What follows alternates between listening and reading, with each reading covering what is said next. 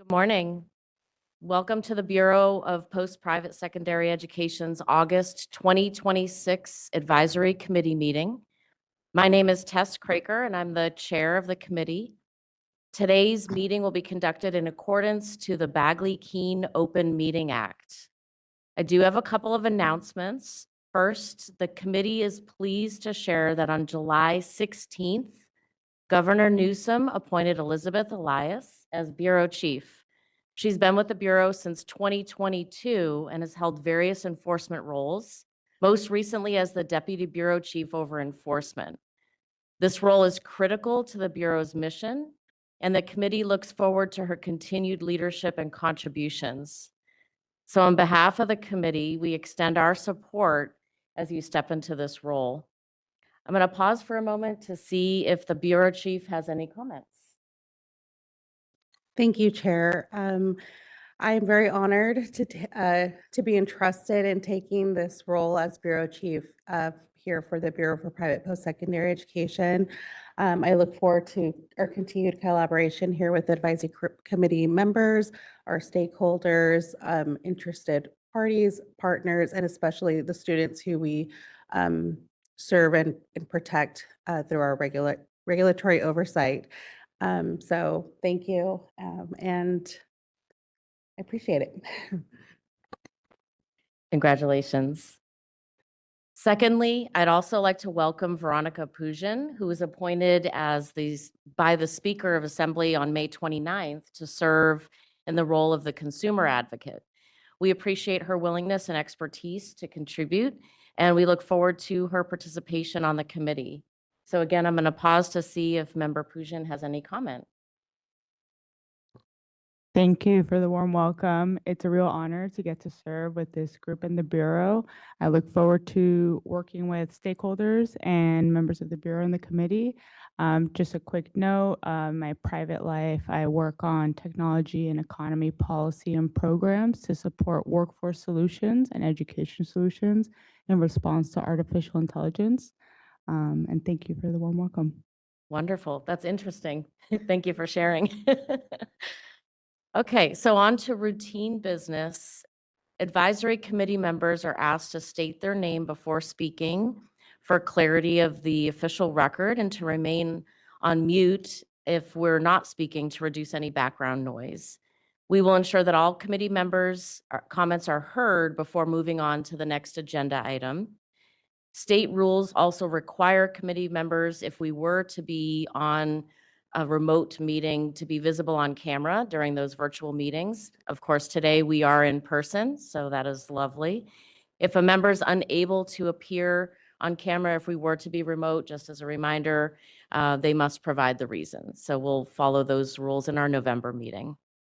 The advisory committee welcomes public comment at any time during today's agenda. Just as a reminder, public comment will be taken on each agenda item before any action is considered. Instructions are going to be provided at the appropriate time for both in-person, welcome everybody, and remote participants. Each commenter will have 3 minutes to share remarks, and each attendee may provide 1 public comment per agenda item. We will remind as we move forward. For agenda item 2, public comments on items not on the agenda, the advisory committee has established a total time limit of 30 cumulative minutes for public comment. So 30 minutes on agenda 2. For all other agenda items, the public comment is limited to 20 cumulative minutes. Each individual participant will have a maximum of 3 minutes to speak, as I stated earlier.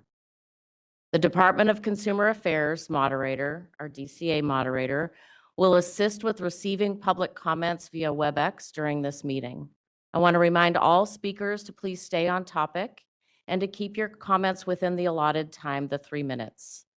If members of the public have a question for the advisory committee, so a question rather than a comment, you are welcome to submit an email to bppe@dca.ca.gov.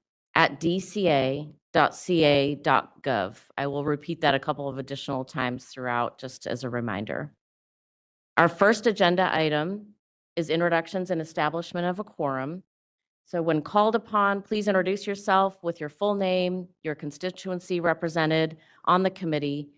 And Richie, if you could please conduct the roll call and announce quorum, that would be great. Okay, Tess Craker, Here. Lee Farren, Here.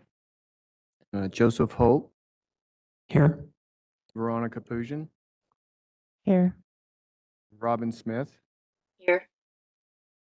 Noah Zinner, and we have a quorum. Great. So we will now move on to agenda item number 2, and that is public comment on items not on the agenda. The committee can't discuss or take action on the matter raised during this period, except to consider whether or not we should be placing it on a future agenda. Public comments intended to provide information to us, the advisory committee. It's not a dialogue between the committee and the public, but the committee's action would be to listen and determine whether a topic warrants future discussion. Again, if you have a question that rather than a comment, we'd ask that you email bppe@dca.ca.gov, and Bureau staff is going to respond back as appropriate. If you wish to comment on a different item, if you could please wait until we reach that specific agenda item. Comments at this time are only for matters not on today's agenda. We are now ready for public comment. Are there any comments in the room?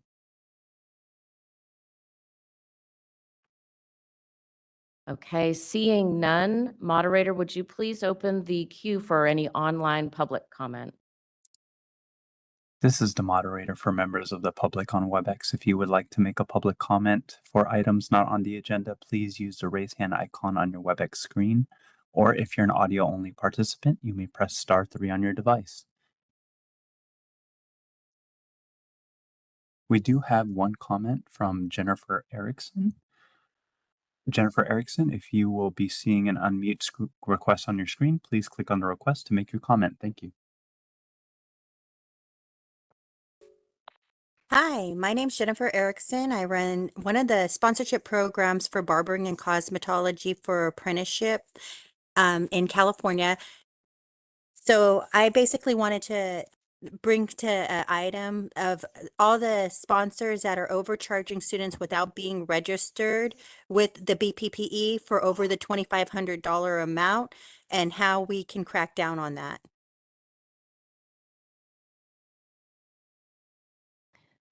Thank you for your comment.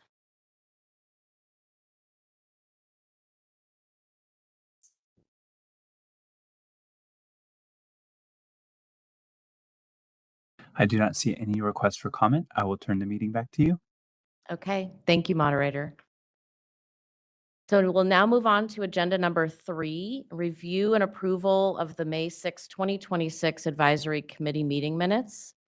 Do we have questions or comments from the committee today? It's nice to be in person. Seeing none, do we have a motion? I'll move.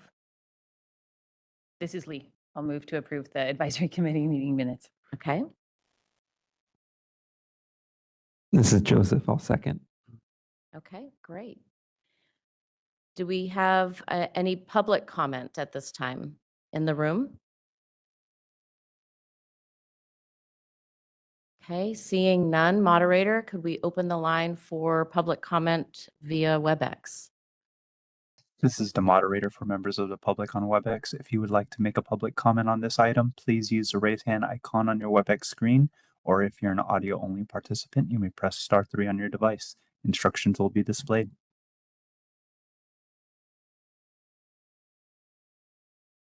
I do not see any requests for comment. I will turn the meeting back to you.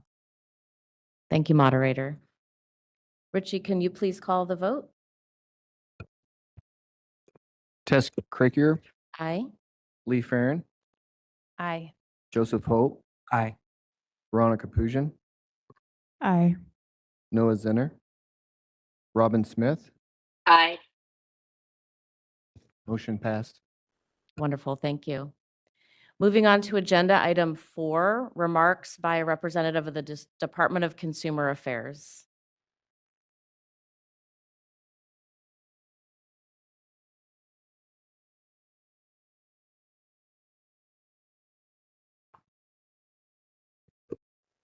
Good morning. Morning. My name is Shelley, and I'm the Assistant Deputy Director for Board and Bureau Relations. It's a pleasure to be here with you all today. We too want to express our congratulations to both new Bureau Chief Elizabeth and Veronica. So welcome. A quick update on our new agency. On May 12th, 2026, Governor Newsom announced the appointment of Rohit Chopra as Secretary of California's new Business and Consumer Services Agency, which officially launched on July 1st. Secretary Chopra previously served as Director of the U.S. Consumer Financial Protection Bureau and as a Commissioner of the Federal Trade Commission, where he led major efforts to crack down on junk fees, corporate misconduct, and unfair practices harming consumers and small businesses. We're excited to welcome Secretary Chopra and look forward to carrying out our consumer protection mission under his leadership. DCA, along with other state departments, transitioned back to 4 days a week in office on July 1st of this year, and that was consistent with the governor's executive order, which was originally to take effect in July of 2025. DCA issued a department-wide email with guidance surrounding telework agreements. DCA wants to recognize Bureau's leadership efforts and partnership as we work together to support staff in this transition. And lastly, for training, the next board member orientation training, which is also known as BMOT, will take place on October 21st. This will be the last one for 2026. BMOT is an all-day virtual training, which must be completed by members within 1 year of appointment and reappointment. Please, you can register through the department's LMS system. And if you want to register for the first date that you're available, make sure you're in compliance. That would be helpful. On May 26th, DCA launched its internal defensive drivers training program, and it is also available in the LMS. The training is mandatory for state employees, including members who operate vehicles on official state business. It's a 2-hour interactive session, and it covers safe driving practices, rules of the road, required forms for state travel, and accident response procedures. You can register for these and other trainings through the department's learning management system, as I mentioned, the LMS. And if you have any questions or challenges accessing that system or locating the trainings, you can contact us at memberrelations@dca.ca.gov, and we'll be happy to help you out with that. And with that, I'll take any questions. Do we have any questions from the committee members today? Okay, any questions in the room? Moderator, could we open the line for any questions on the WebEx, please? This is the moderator for members of the public on WebEx. If you would like to make a public comment on this item, please use the raise hand icon on your WebEx screen, or if you're an audio-only participant, you may press *3 on your device. Instructions are displayed.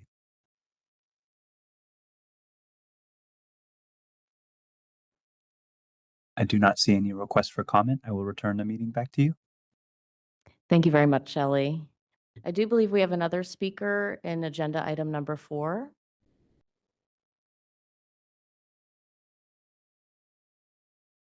Oh, excuse me. I believe the presenter is online.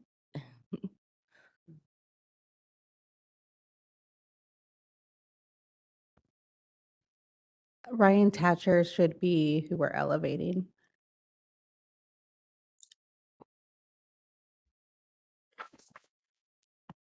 Hello, everyone.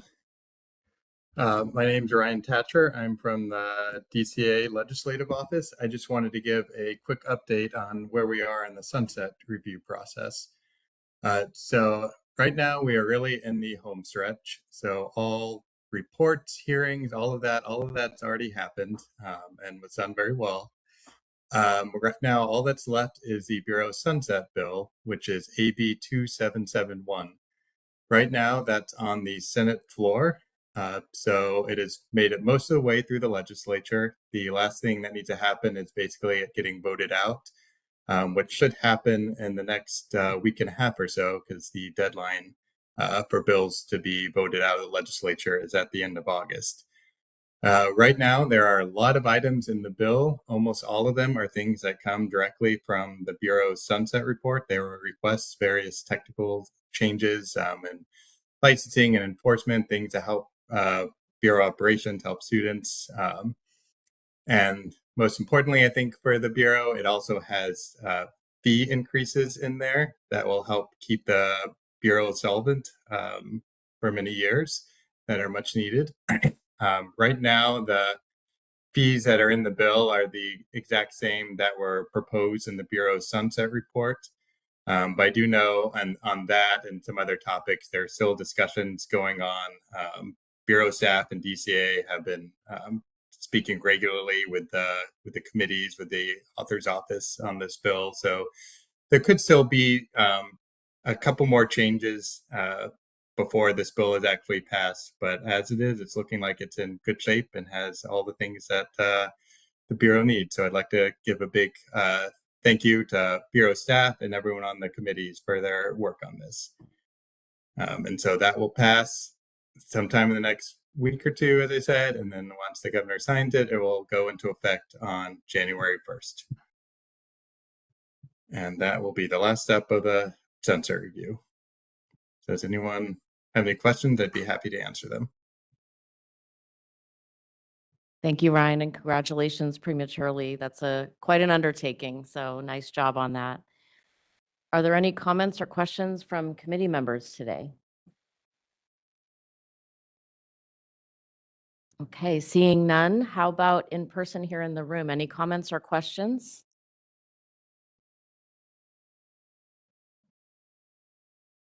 Moderator, could we open for public comment, please? This is the moderator for members of the public on WebEx. If you would like to make a public comment on this item, please use the raise hand icon on your WebEx screen, or if you're an audio-only participant, you may press *3 on your device. Instructions are displayed.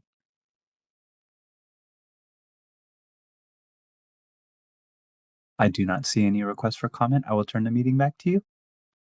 Great, thank you so much. We're going to move on to agenda item 5, and that's Bureau operations updates and discussion. There are multiple subparts to this agenda item, as you can see.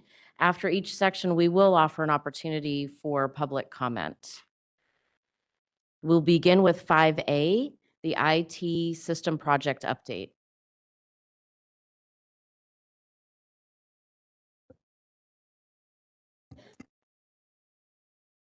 Good morning. Good morning, Chair Craker, members, Bureau Chief Elias. My name is Jason Paccioni. I'm the Chief Information Officer for the Department of Consumer Affairs. I'm happy to be with you this morning for the update on the IT modernization project. This will be the last time that this item appears on your agenda as a regularly reported item, as this project is going into full maintenance and operations. After this item has been on our agenda for several years, we have achieved the overall objectives in the area of STRIF claims, enforcement, full migration from your legacy system, a very strong system, but an aging system nonetheless. We've converted completely off of the sales system. And this year, 2026, has brought us some very nice accomplishments. Early on in 2026, we incorporated some ideas and tenets of user-centered design and facilitated alpha and beta testing with members of your institution population for increased functionality online. Those functions included ability to submit STRIF quarterlies, as well as pay for annual fees. Those are incorporated in the Connect platform.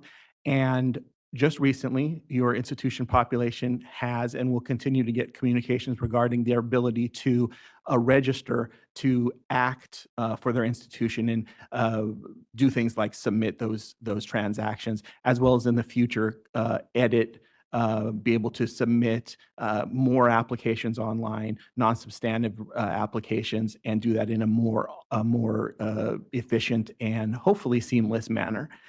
This as well addresses efficiency gains that we look to make for internal staff within the Bureau, But this project will conclude as a project and enter full maintenance and operations mode as of now.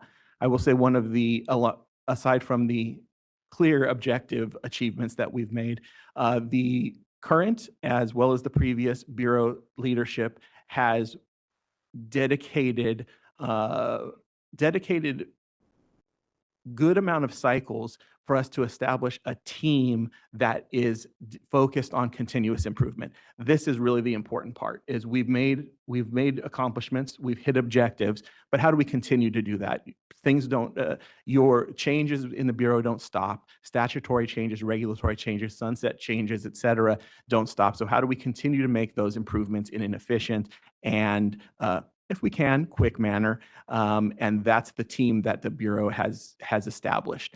We have both business analysts as well as developers, as well as kind of the whole gamut of folks that need to address these requirements in short order, and that has been established. Continuous improvement is a focus of this Bureau team now and will continue to be. So I think we're in good hands going forward. I have been reporting to given updates for several years, and though I can come back and chat about whatever you like in the future, this will be the last time for this particular agenda item. Thank you. Happy to take any questions. Congratulations, Jason. Thank you for that. And it's quite an accomplishment. I know you and your team have worked incredibly hard. So I just want to commend you for all the work and how rewarding that is to move into maintenance mode and have it fully integrated. So wonderful job on that. Comments or questions from committee today? Yes, this is Joseph. I have a question actually, in part maybe for you, Jason, but also for Elizabeth, for the Bureau Chief. Going forward, you mentioned continuous improvement. Could you shed some light on the process by which Bureau staff can identify maybe frailties or gaps in the system and how those are addressed to make sure that the evolving needs of the Bureau are met? The last system, as experienced through the advisory committee over these last 10 years, was certainly in a state of deferred maintenance for many, many, many years. And so this IT project took a lot of time and effort, in part because of deferred maintenance on the old system. That's just the way that it was, and it couldn't evolve or change. So could you describe for us now how that's different with the new system, its ability to adapt to needs? Yes, thank you. The Bureau has established one permanent IT position and a limited term IT position to help the Bureau continue to partner with DCA's IT team, who helps us make those continuous improvement changes. We also have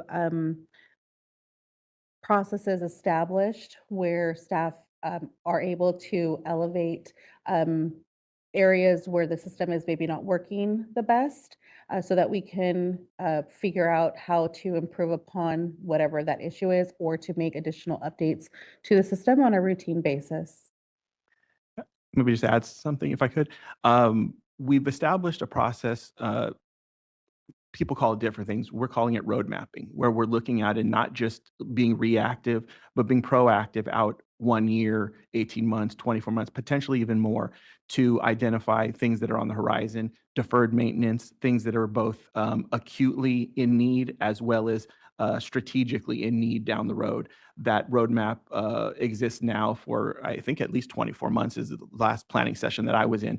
So that really sets the tone for that continuous improvement, but allows infusion of things that we didn't expect, whether that be regulatory changes, statutory changes, oopses that just came up that someone just figured out, right? So we attempt to have a vehicle that we can be long-term planning via, as well as take in the day-to-day things that need to happen, whether that be increased reporting, improved reporting, functionality, et cetera. The roadmap currently focuses a lot on getting the remaining transactions online that aren't currently online for your institutions to handle. But also right now, just getting folks on the system, registered to act for their institutions. So to get that going. So that's kind of the vehicle that I would say. Very good. Thank you. Appreciate it.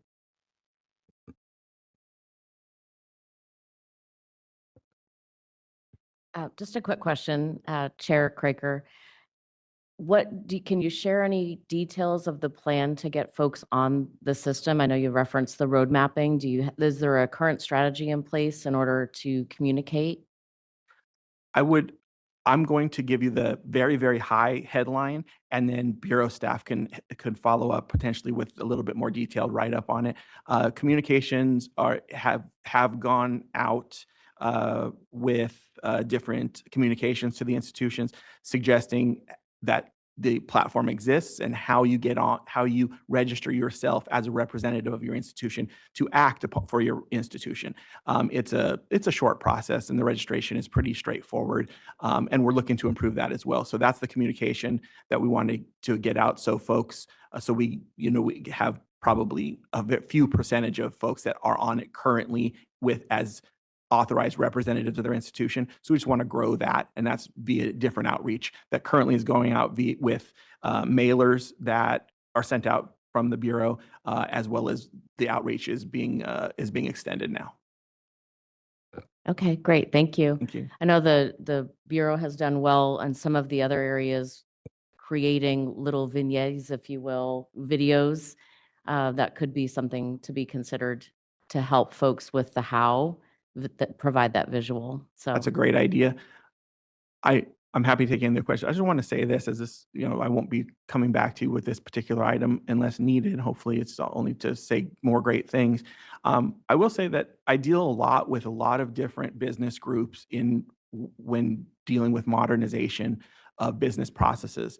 And the Bureau has really taken it to heart and dedicated and focused over the years in putting the right folks in the right rooms with the right discussions to land where we've landed today. It's not by mistake, it's intentional, and this was a very excellent achievement by a large group of folks. I've mentioned folks by name in the past, but I just wanted to say that because sometimes it doesn't go this way. We don't land in a spot. Rocky as the road may have been to get us here, we landed in the spot. It doesn't always happen this way. So kudos to the Bureau staff, leadership, et cetera. congratulations. Other comments, questions from committee members? Comments, questions from the room?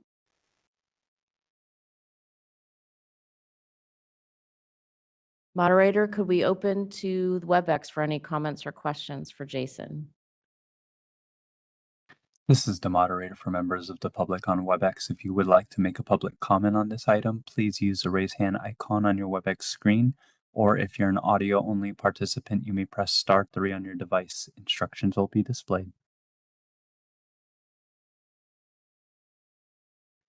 Jennifer Erickson, you will be seeing an unmute request on your screen. Please click on the request to make your comment. Thank you.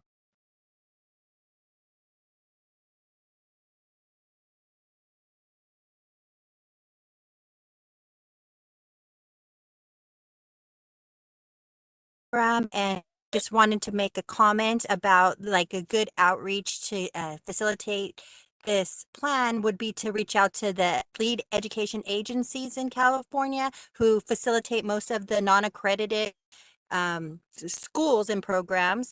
So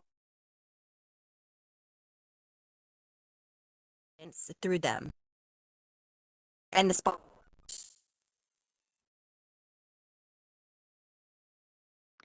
Thank you, Jennifer, for the comment.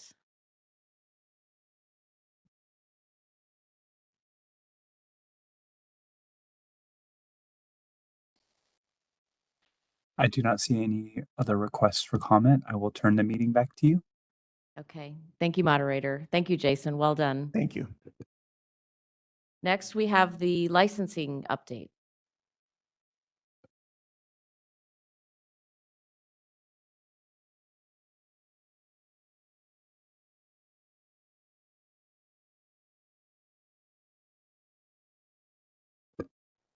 Good morning, committee members. My name is Manila Vongmeni, the Deputy Bureau Chief over Licensing and Administration, and I'll be here today to present licensing updates. But before I do that, I really want to thank Jason Piccioni on his work here.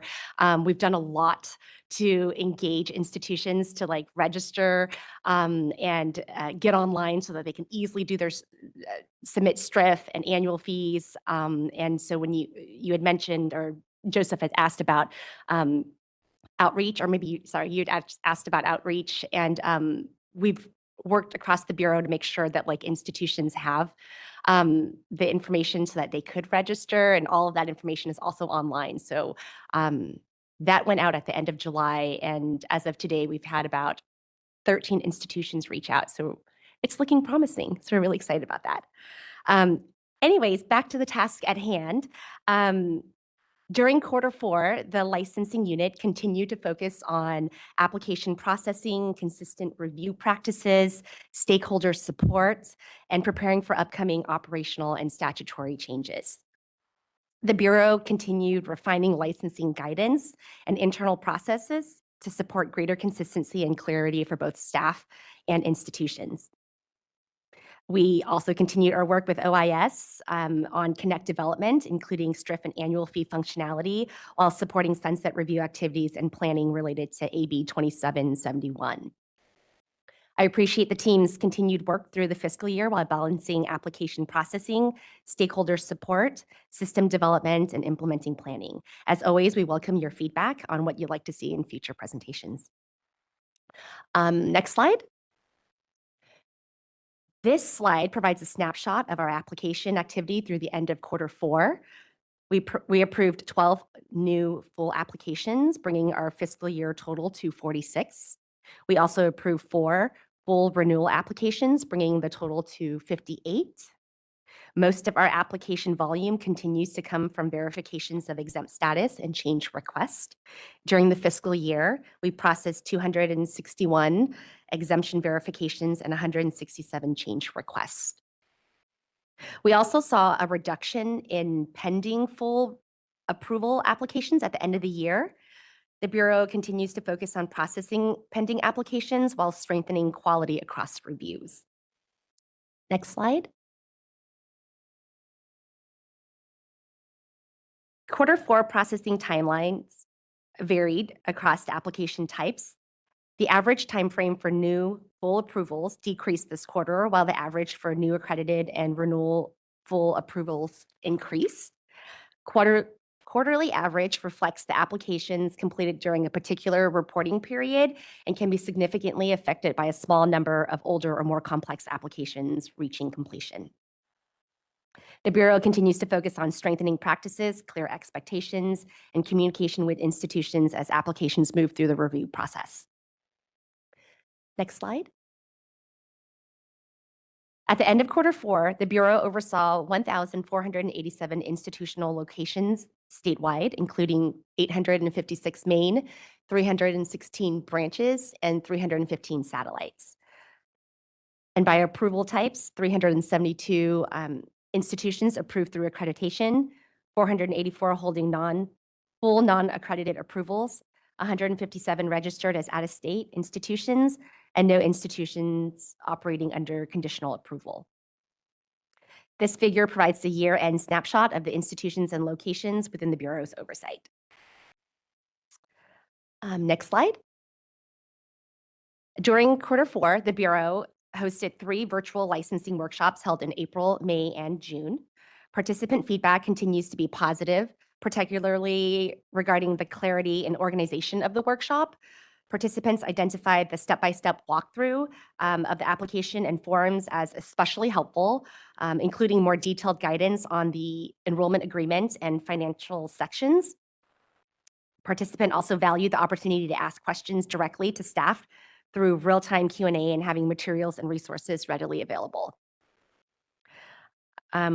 Feedback also continued to identify opportunities for improvement, including more tailored guidance for different institution types. So the team and I will take that back and to refine future workshop and licensing resources.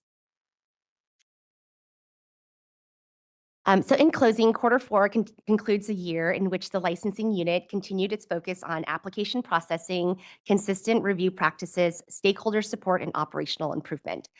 As we enter the new fiscal year, the Bureau will continue addressing pending workload, refining business practices, and improving our resources, and preparing for Connect enhancement and statutory and regulatory updates as a result of the Sunset Bill. Our focus remains on effective regulatory oversight, student protection, and providing institutions with clear and consistent information about regulatory requirements. Thank you to the licensing team for their work throughout the year, and thank you to the advisory committee for your continued engagement and feedback. What questions do you have for me? Thank you so much. Any comments, questions from committee members?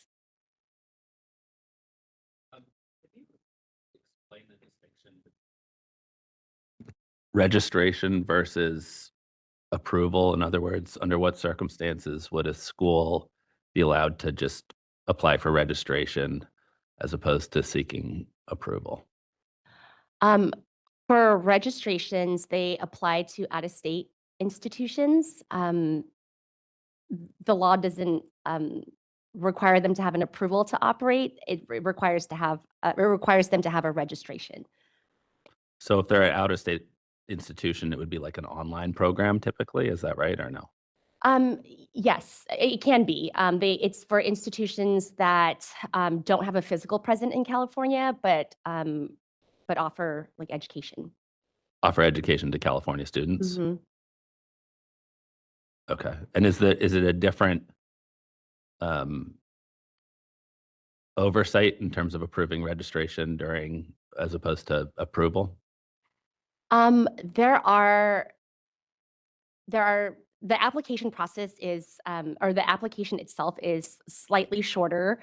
There's some similarities across the applications, like we're asking for information about the education program, ownership, accreditation status. So there are some similarities, but it's not quite as robust as like the full approval. Okay. Just a last question. So are all online programs that enroll California students, are they allowed to operate with just registration or do they also need approval? If it depends. If the institution is in California and they offer an online program, then they possibly need an approval to operate. But for an institution that is out of state and offers education to California students, then they would need a registration. Thank you. I would also just add that for out-of-state registrations, there are exemptions as well, that the schools out of state may not be required to register with California. Thank you. Hi, Manila. This is Joseph. I have a question for you. You referred to statutory updates, which of course during sunset is immediately relevant. I'm curious if there's any content presently in the sunset bill that you anticipate helping with the time to process particularly full approval applications, which are still chronically over the last several years, you remain very, very long. I think in part, as we've heard in previous meetings, because of quality of education and the depth of the educational review. Are there any statutory changes on tap that you think will facilitate or support that, or are you primarily looking to improve through operational improvements? I'm not sure I understand the questions. Can you? Is there anything in 2771 that you feel will be of structural support or help to reduce the time for full approval applications, which currently take longer than a year? I'm sure there are. I'm sure there are. I'm not sure at the top of my head. Sure. So nothing that comes top of mind for you, though, that you're waiting for and can't wait till that goes into effect. You don't have any kind of changes like that? Not that I can think of at this moment. Okay. But we are looking internally. We are looking at all of our resources. We're looking at all of our resources that are going to be impacted by AB 2771. Mhm. And so our goal is to really is to make sure that all of those tools and resources are updated so that we're consistently applying the new statute across the Bureau consistently. And so I'm hopeful that that's going to help drive some improvements to the work that we do. Great. And a quick follow-up, is the quality of education unit currently fully staffed, or do you have vacancies in that department? We are fully staffed. Excellent. Thank you. Any other comments, questions from committee members? Okay, we're now ready to move to public comment. As a reminder, if you have a question opposed to a comment, please submit that question to bppe@dca.ca.gov, and Bureau staff will respond appropriately. Are there any comments from the room?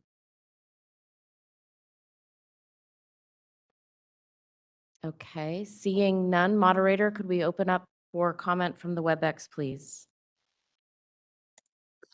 This is the moderator for members of the public on WebEx. If you would like to make a public comment on this item, please use the raise hand icon on your WebEx screen, or if you're an audio-only participant, you may press *3 on your device. As a reminder to all WebEx attendees, when you are unmuted, please give a few seconds for the audio to connect so your beginning statements are not cut off. We do have one. Jennifer Erickson, you will be seeing an unmute request on your screen. Please click on the request to make your comment. Thank you.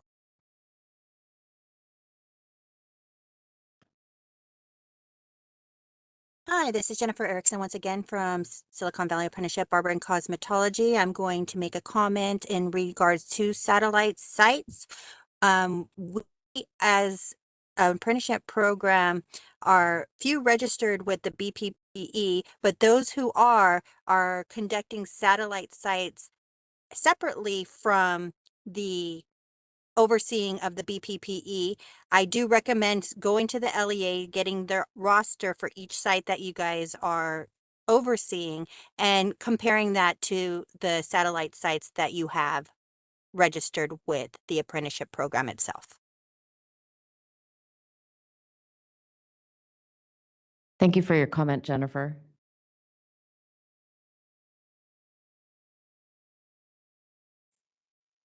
I do not see any requests for comment. I will turn the meeting back to you. Thank you, moderator. We are going to move on to Agenda 5C, and that's the quality of education update. Thank you very much, Manila. Appreciate it.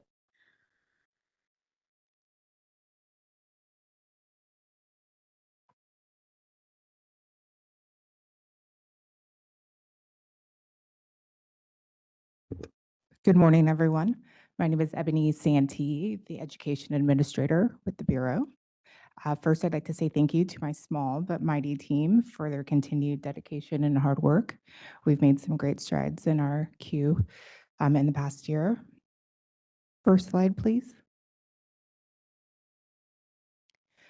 A few minor changes. We still have a total of 104 institutions in the pursuit and of accreditation and who have become accredited. The two small changes that we have now are we have one more closed institution, and we have one less institution pursuing accreditation at this time. Next slide. Again, this is a totality of information of schools that have become provisionally approved. We've cited those who have become accredited, become exempt, who have closed, who have surrendered their degree programs, and whose degree programs have been suspended. The small change here you will see with the suspension, we have added one institution. Last slide. This is a breakdown of the accrediting agencies that our provisionally approved institutions have successfully become accredited with. Our top three continue to be WASC Senior, DIAC, which is the Distance Education Accrediting Commission, and TRACS, the Transnational Association of Christian Colleges and Schools. And that is all that I have for you today. Are there any questions? Thank you, Ebony. Any questions, comments from the committee? I have one question. Thank you, Ebony. I'm sure you've answered this question before, but I forgot. Can you describe the terms of suspended degree programs that I'm assuming that they can later seek to restart the program as opposed to surrendered, the difference between suspended and surrendered? Surrendered is the institution's option, so they can voluntarily relinquish that degree program. Suspended means that they did not meet Got it. those benchmarks, meaning either candidacy or full accreditation. So that was involuntary. That is the Bureau Correct. you suspended. Okay, thank you. Appreciate that. Other comments, questions from committee members? Okay, seeing none. Comments from the room?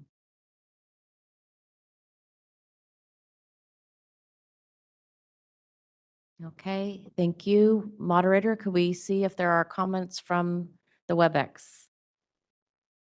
This is the moderator for members of the public on WebEx. If you would like to make a public comment on this item, please use the raise hand icon on your WebEx screen, or if you're an audio-only participant, you may press *3 on your device. Instructions will be displayed.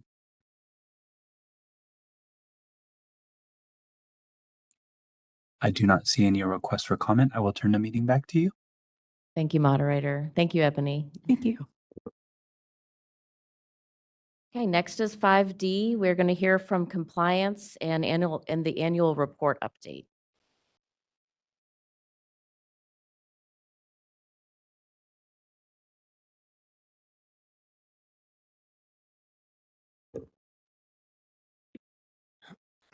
Good morning, committee members. My name is Eric Cassada, the Compliance Chief. I appreciate the opportunity to be here with you today to share updates on the Compliance Unit and Annual Report units. I'll begin with the Compliance Unit.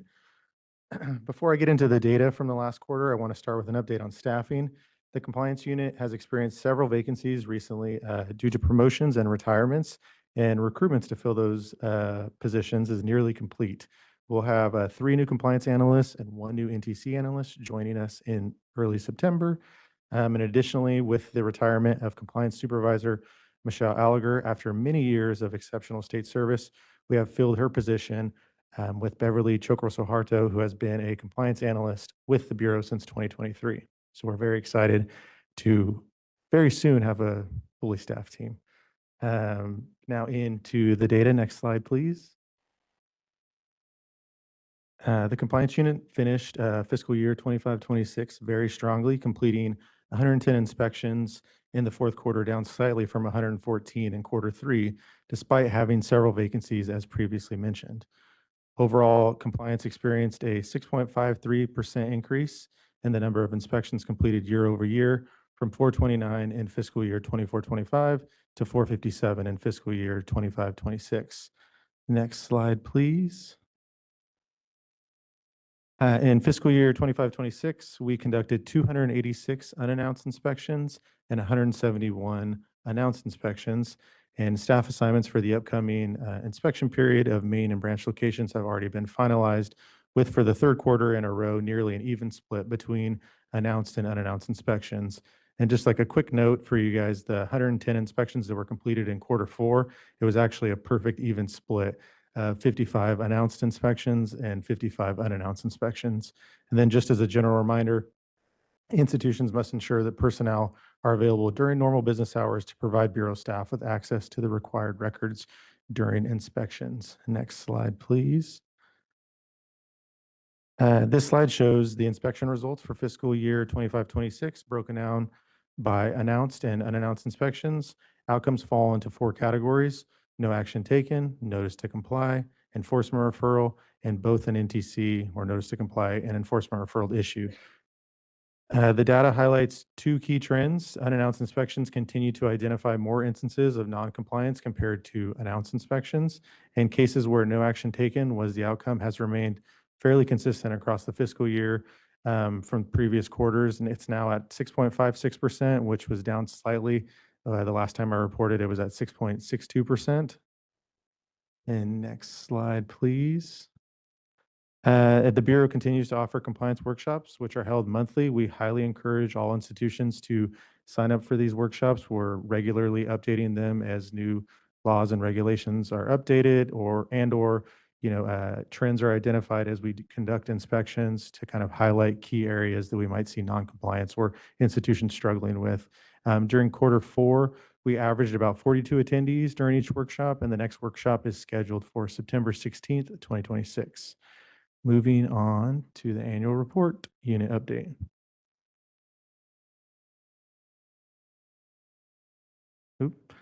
The annual report compliance unit is currently fully staffed with the recent promotion of Don DeBorba from NTC analyst to annual report unit analyst. Staff are continuing to review and process the remaining 2024 annual reports, which were due on December 1st, 2025. Institutions that did not submit their complete reports and/or financials have been referred to the discipline unit for potential enforcement action related to the failure to submit. And the portal, as shown on the slide deck there, the portal for the 2025 annual report opened on August 1st, 2026, with a due date of December 1st, 2026. Notifications were sent in July and early August to the institution's physical and mailing addresses on file with the Bureau, as well as by email to the individual who submitted the 2024 annual report. And a reminder, any changes to a physical or mailing address, contact person, agent for process, and/or custodian of record must be updated timely. If your institution has had any recent changes, please reach out to the licensing unit to update your information. Next slide, please.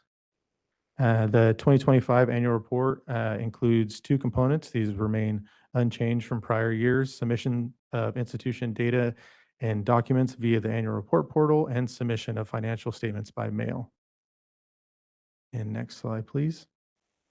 The Bureau continues to offer school performance fact sheet workshops to help institutions understand and comply with relevant laws and regulations. And during Q4, we averaged about 23 attendees during each workshop. The next workshop is scheduled for August 28th, 2026, and you may register online at the Bureau's website. And as I wrap up, I want to recognize the exceptional work out of both the compliance and annual report units. Their commitment consistently strengthen our operations and help drive our mission forward. And are there any questions from the committee? Thank you, Eric. I do have one question. I just want to make sure I'm looking at it correctly. Mhm. If we go back to the inspection results where you have the pie chart, Mhm. is it accurate that the unannounced inspections have a higher performance rating, meaning more no action taken than announced? If you go back to the, Intuitively, I'd almost feel like it would be the reverse. so you're saying the announced inspections result in,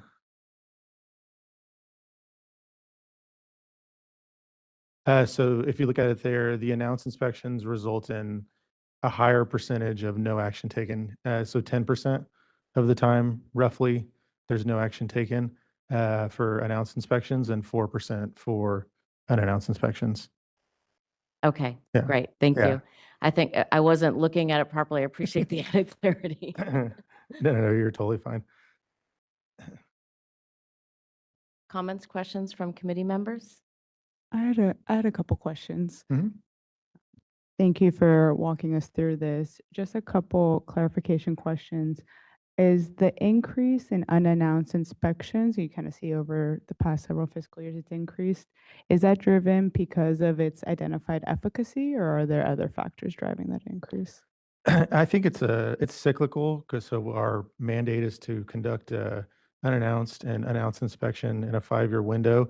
So I do think it's kind of at the tail end of the effects of the COVID era, where we were conducting a lot more announced inspections. So we saw obviously an increase coming out of that, conducting unannounced inspections, and so now it's kind of starting to slowly turn back to where we're doing more announced inspections. So it's very cyclical in that sense. So we're always just trying to meet the mandate of doing the one announced and one unannounced inspection in the 5-year window for each institution. So I hope that makes sense.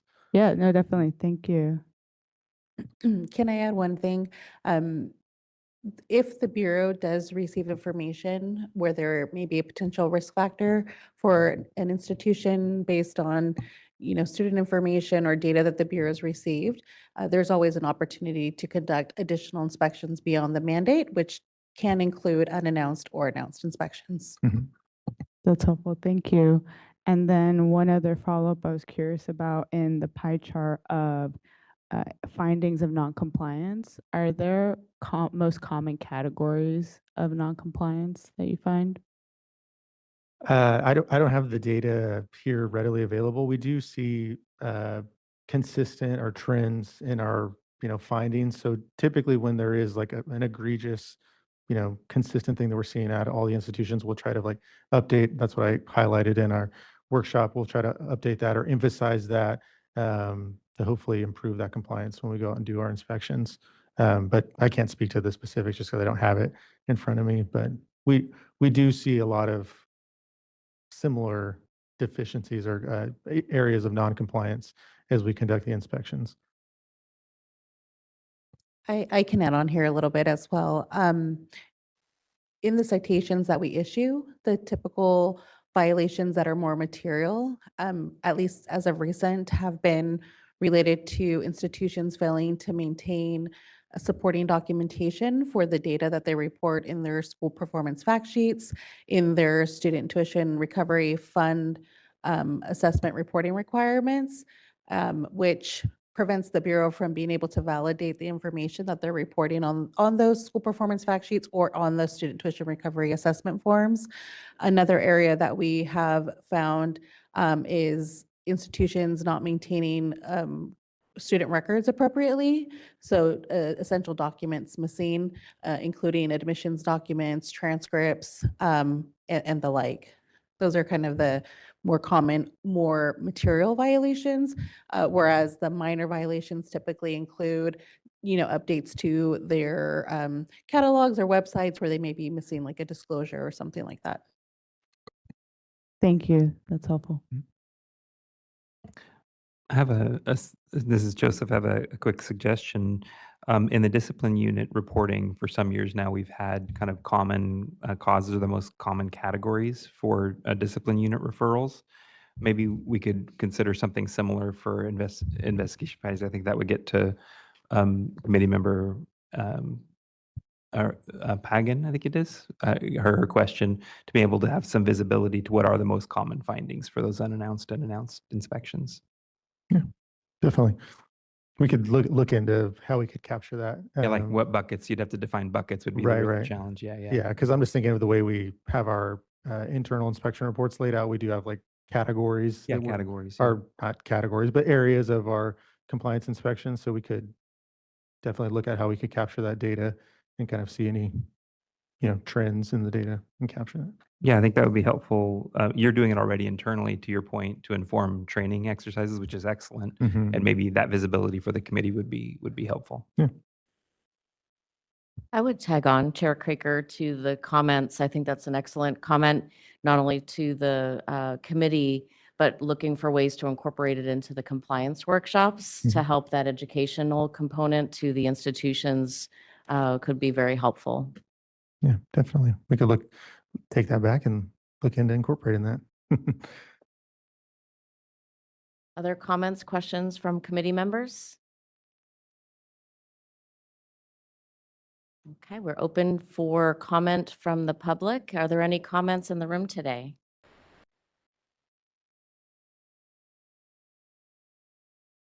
Okay, seeing none. Moderator, would you please open the queue for online public comment? This is the moderator for members of the public on WebEx. If you would like to make a public comment on this item, please use the raise hand icon on your WebEx screen. Or if you're an audio-only participant, you may press *3 on your device. Instructions will be displayed.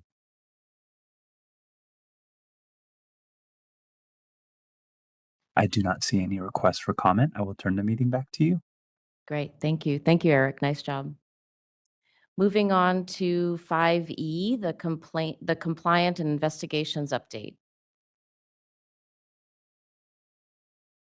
And excuse me, that's complaint. We want to be compliant to avoid complaint.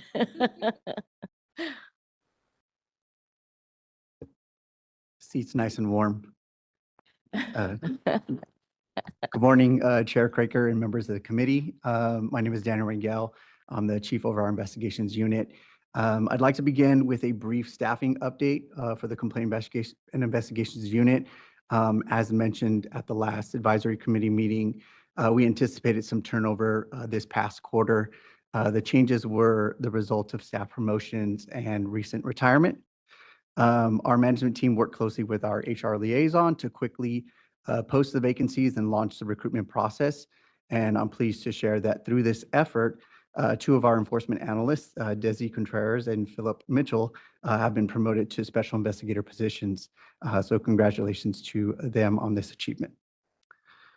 We'll jump right in. Next slide, please.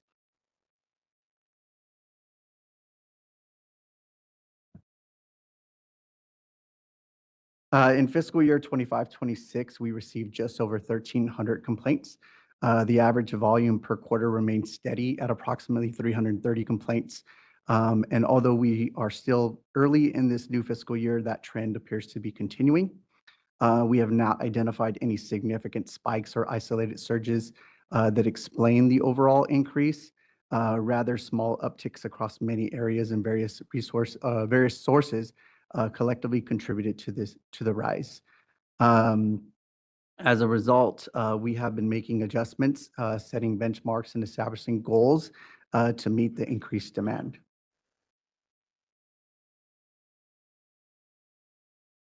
Next slide, please.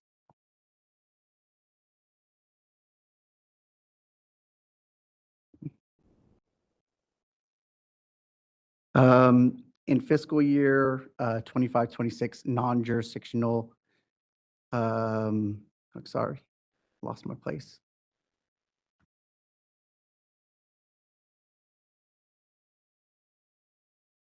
Oh, I'm on the wrong slide.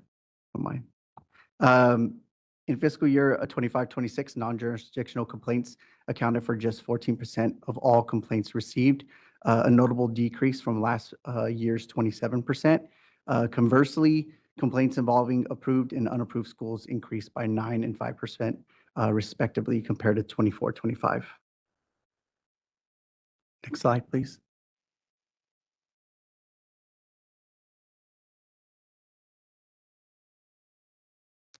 In fiscal year 25-26, we successfully closed 1,083 complaints. Despite recent management and team transitions, along with competing priorities, we ended the fiscal year just shy of the prior 2-year average of approximately 1,100 closures. We are also off to a strong start in Q1 of the new fiscal year and are confident that this momentum will set the pace for the remainder of the year. Next slide, please.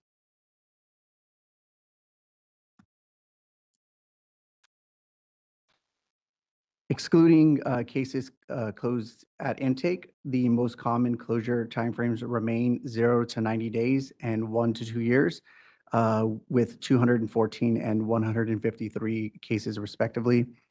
These results reflect our balanced approach, resolving newer complaints promptly while steadily advancing older cases.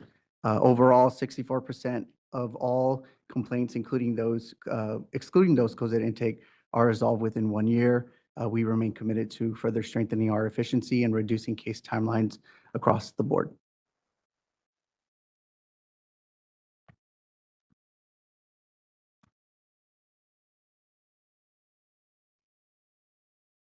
Complaint intake outcomes. In this fiscal year, intake referred 836 complaints for investigation.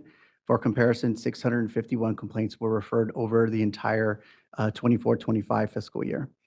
This significant increase in referrals highlights the importance of sustaining and continuing to enhance our efficiency, a commitment we remain fully dedicated to.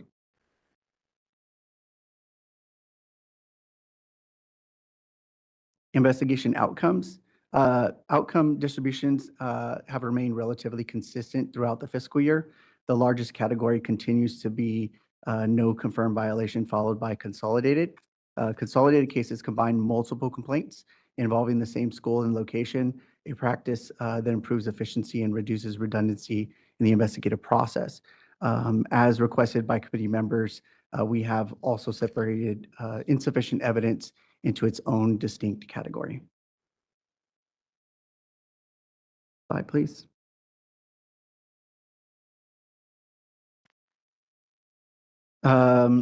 These are the most frequent cited allegations referred to the discipline unit following investigations completed through fiscal year 24-25.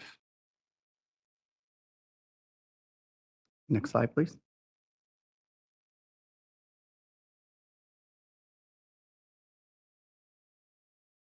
Next slide.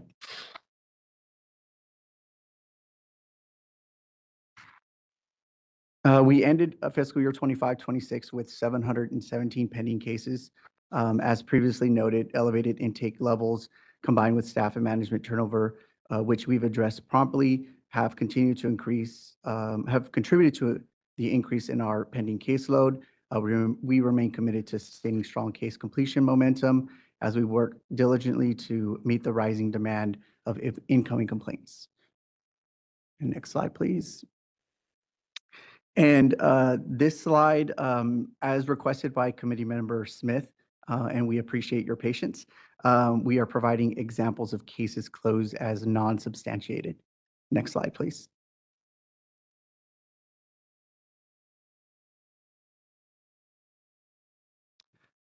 Case number one, the complaint alleged that the institution failed to disclose the actual program or misled them about the degree program they were enrolling in. The investigation determined that the enrollment agreement and school performance fact sheet, both signed and initialed by the complainant, accurately described the associate degree program. The accrediting agency also reported no violations. Although attempts to contact the complainant were unsuccessful, the available documentation was sufficient to complete the review. Next slide. Case summary number two. 3 complainants alleged that the school failed to provide externship placements. Student 1, documentation obtained during the investigation showed that the student completed the full program, including the externship, and graduated. The student later confirmed this information. Student 2, the student had acknowledged COVID-19 related delays in a signed disclosure. Ultimately, the school provided placement guidance and allowed up to 18 months to complete the externship. The student did not complete the externship and was dropped from the program. Student 3, school staff made multiple attempts to notify the student that an externship site had been assigned. The student did not respond to these attempts and was eventually dropped. And that concludes my presentation. I'll close by thanking my team. As always, your commitment to continuous growth, even in the face of adversity, inspires me every day. That concludes my presentation. I'll turn it back over to the committee for any questions. Thank you very much. Comments, questions from the committee members? Hi, this is Robin. Thank you so much for providing those examples about unsubstantiated complaints. I really appreciate it. And just based on those examples, it obviously looks like you guys do a really good job of trying to reach the complainant, talking to the school, and doing a pretty thorough investigation before you close a case. So I just really appreciate that. It would be helpful to have a little bit more of a, I don't know if it's even possible, a kind of a statistical or categorical breakdown. Like how many cases is it because the student never responds when you call them with additional questions? I think I can see it could be hard, but just a question of whether there might be some way to do some kind of breakdown by category for reasons that they're unsubstantiated.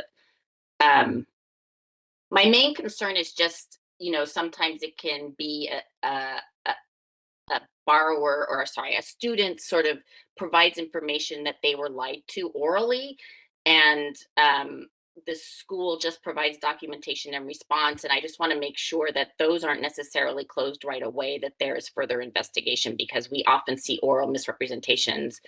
And this was a huge problem with investigations with the Bureau, but the prior version of the Bureau in the past. And that was really my main concern that I was sort of thinking about. But it looks to me like, based on those examples, at least, you guys are really doing a good job in drilling into the allegations. So thank you. Yeah, and I will say too, and it is something that I'll share with our management team. Every case that's closed is reviewed by management before it's closed and signed off.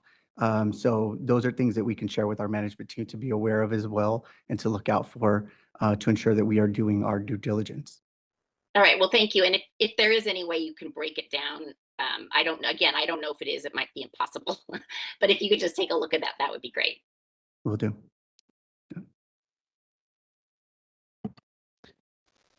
I have a related question. This is Joseph Holt. Uh, Looking, and it overlaps with the age of cases. I'm curious, when you have a non-responsive complainant, so the complainant is not getting back to you, how long, is there an expiration on that? Will you automatically close because they're not getting back to you? Or will you leave it open indefinitely, hoping to hear at some point from the student? Uh, uh, we instruct our staff to make multiple attempts and through multiple methods to contact the student. So that's phone, email, and mail. Sometimes they don't include all three of those things. But if they do, then we would like to see that they made attempts at all of those before deciding that we're unable to move forward with the investigation. But even beyond that, I think, and even with one of the examples, even when we're not able to contact a student, if there's a way for us to investigate and look into the matter, then we would still look into it. If it's critical that we contact the student and are unable to move forward because of that fact, then we would close the case. Is there any best practice timeline involved? So multimodal contact makes good sense. Is it 90 days, 180 days? Like, how long will you keep trying those methods before you call it? I don't think that we've set a specific timeline, but generally give them a week to respond through each communication. It's kind of been a rule of thumb that we've used, but I don't know that it's something that we've set as like a policy. Got it. And then I have a separate line of questioning related to the sort of unfortunate increase in the number of complaints, right? Which is observed, which increases obviously the load on your team. The Bureau have data on the number of students served through STRIF reporting, for example, or the annual reports. And there, have been reports of a growth in student census served by proprietary institutions in the state over time, particularly in these last several years. I'm curious if we ever look, or if internally, if you ever look at the complaints as a proportion, like as a per capita of student population being served by licensed schools. So is this an increase that is predictable based on a growing population, or are we seeing a higher incident rate of complaint against a stable population? I don't know that we've looked at that. I know that we've broken it down by the institution and locations, but not by the Sure. population within those locations. Got it. Chair Craker, I think that's a great point to help with another data point. I just want to say excellent job. I appreciate your flow. I find myself having a question in my mind, and then as you continue to speak and present, you're answering those questions. So it's clear you've been, and we know you've been doing this for a while and doing it well. So I just want to thank you for your and your team's efforts. And again, your presentation continues to grow because we're constantly asking more on data points, and you've just done very, very well to present that. And I also appreciate the case studies. So thank you very much. Thank you. Other questions, comments from the committee? I had one question. Thank you for this. And I actually echo that sentiment as I had a question emerging, then the next slide would answer it. So thank you for the presentation. I was curious on the discipline unit referral categories. You laid out the quality of education. For those that you investigate and there really is a there was something of concern, what are common categories that come up there? For those that we close? Correct. I don't know. I don't have any at the top of my head, but that is something that I can look into.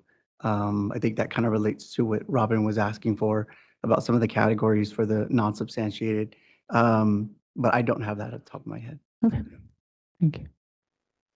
I'm sorry, I think I maybe misheard the question. Was it for the cases that were actually referred over to discipline where we did find something? Is that what you're asking about Correct. specifically? Yes. Do you have a response to that on the cases that are referred over? For the cases that are referred to discipline, Specifically for the quality of education complaint. um, the quality of education, I don't know exactly what the breakdown would be of that. And general, I know based on cases that I've been reviewing and referring, a lot of all of those cases go through me before they go to the discipline unit.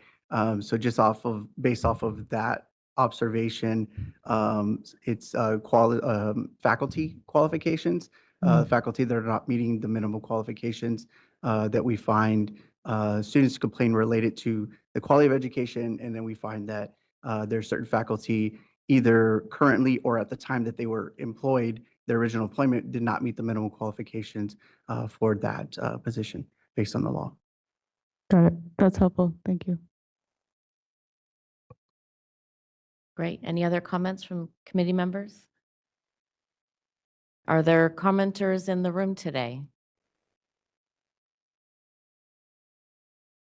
Okay, seeing none, moderator, would you please open the queue for online public comment? This is the moderator for members of the public on WebEx. If you would like to make a public comment on this item, please use the raise hand icon on your WebEx screen. Or if you're an audio-only participant, you may press *3 on your device. Instructions will be displayed. And we do have one comment, Jennifer Erickson. You will be seeing an unmute request on your screen. Please click on the request to make your comment. Thank you.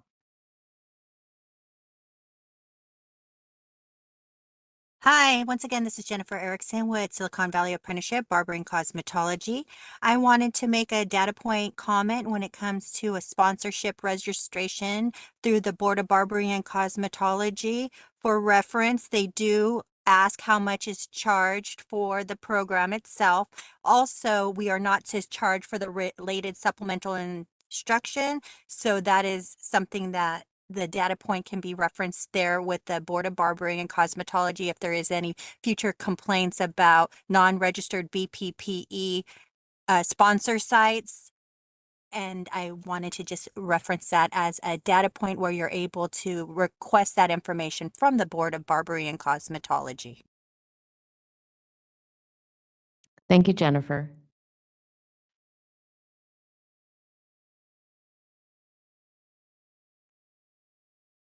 I do not see any other requests for comment. I will turn the meeting back to you. Okay, great. And looking at the time, we are going to have a 10-minute break so individuals can stretch their legs just for a moment. I'm showing the time. Moderator, can we go by your exact time so that we're all linked up? The time is 10:48. Perfect. So we will take a 10-minute recess and resume at 10:58. Thank you.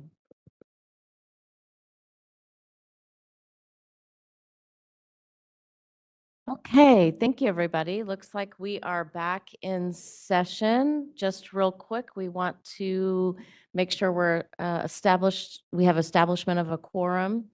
Visually, it appears as though we do. So with that, Richie, we're good to move forward? Okay.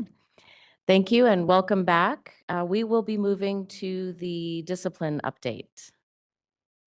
Hi, good morning, committee members. My name is Renee Walters, and I'm the Discipline Unit Manager for the Bureau. This morning, I'll be providing the Discipline Unit update for the fourth quarter. To begin, I'll start with the staffing update, and we are still fully staffed in our unit. And we can move on to our program update. Next slide. Okay, so this slide is enforcement actions resulting from an accusation. In the fourth quarter, the Bureau took 5 enforcement actions resulting from accusations filed against approved institutions. Accusations detail the grounds for disciplinary action based on violation of the Bureau's laws and regulations. The actions that were taken in the fourth quarter include 1, default revocation, which occurred as a result of an institution not responding to a formal accusation filed by the Bureau. We did 3 stipulated settlements for probation, with the Bureau with the Bureau to resolve their accusation cases without a hearing.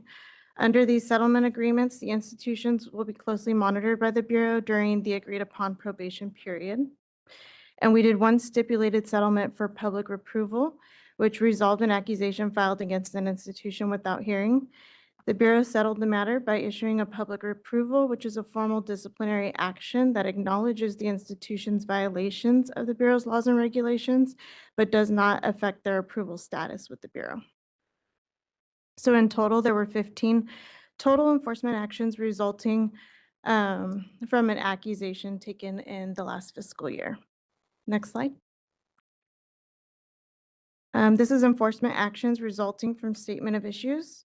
During the fourth quarter, the Bureau had one enforcement action resulting from a statement of issues.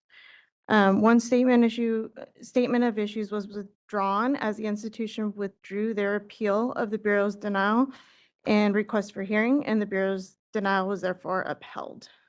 In total, in the last fiscal year, there were 10 total enforcement actions resulting from a statement of issues. Next slide. In the fourth quarter, the Bureau did not issue any emergency decisions. We did issue one automatic suspension, which is an order suspending an institution's provisional approval to operate degree granting programs. Next slide. As of June 30th, 2026, the Bureau has 18 cases awaiting action at the Attorney General's office. Of these, 11 cases have been filed, are publicly available, and are currently pending adjudication. In the fourth quarter, the Bureau issued 105 citations, bringing the total citations issued this fiscal year to 339. These include citations issued to 305 approved institutions, some of which have been cited multiple times, and 2 unapproved citations. Overall, the number of citations issued in fiscal year 25-26 closely aligns with the prior fiscal year. Next slide. So the slide was added at the committee's request and categorizes citations issued by referral type. As a reminder, these referral types include internal administrative referrals, inspection-based referrals, and investigation-based referrals. As a reminder, if a citation includes both inspection and internal administrative violations, it is categorized as inspection-based.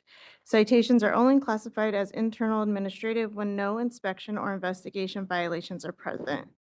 And as shown on the chart, most of our citations this past fiscal year were attributed to compliance inspection referrals.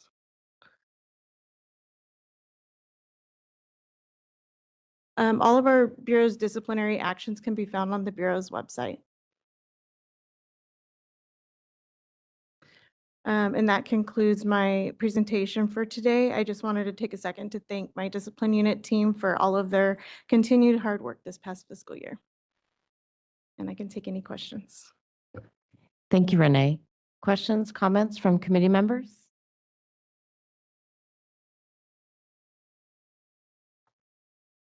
Okay, hearing none, do we have any commenters from the room today?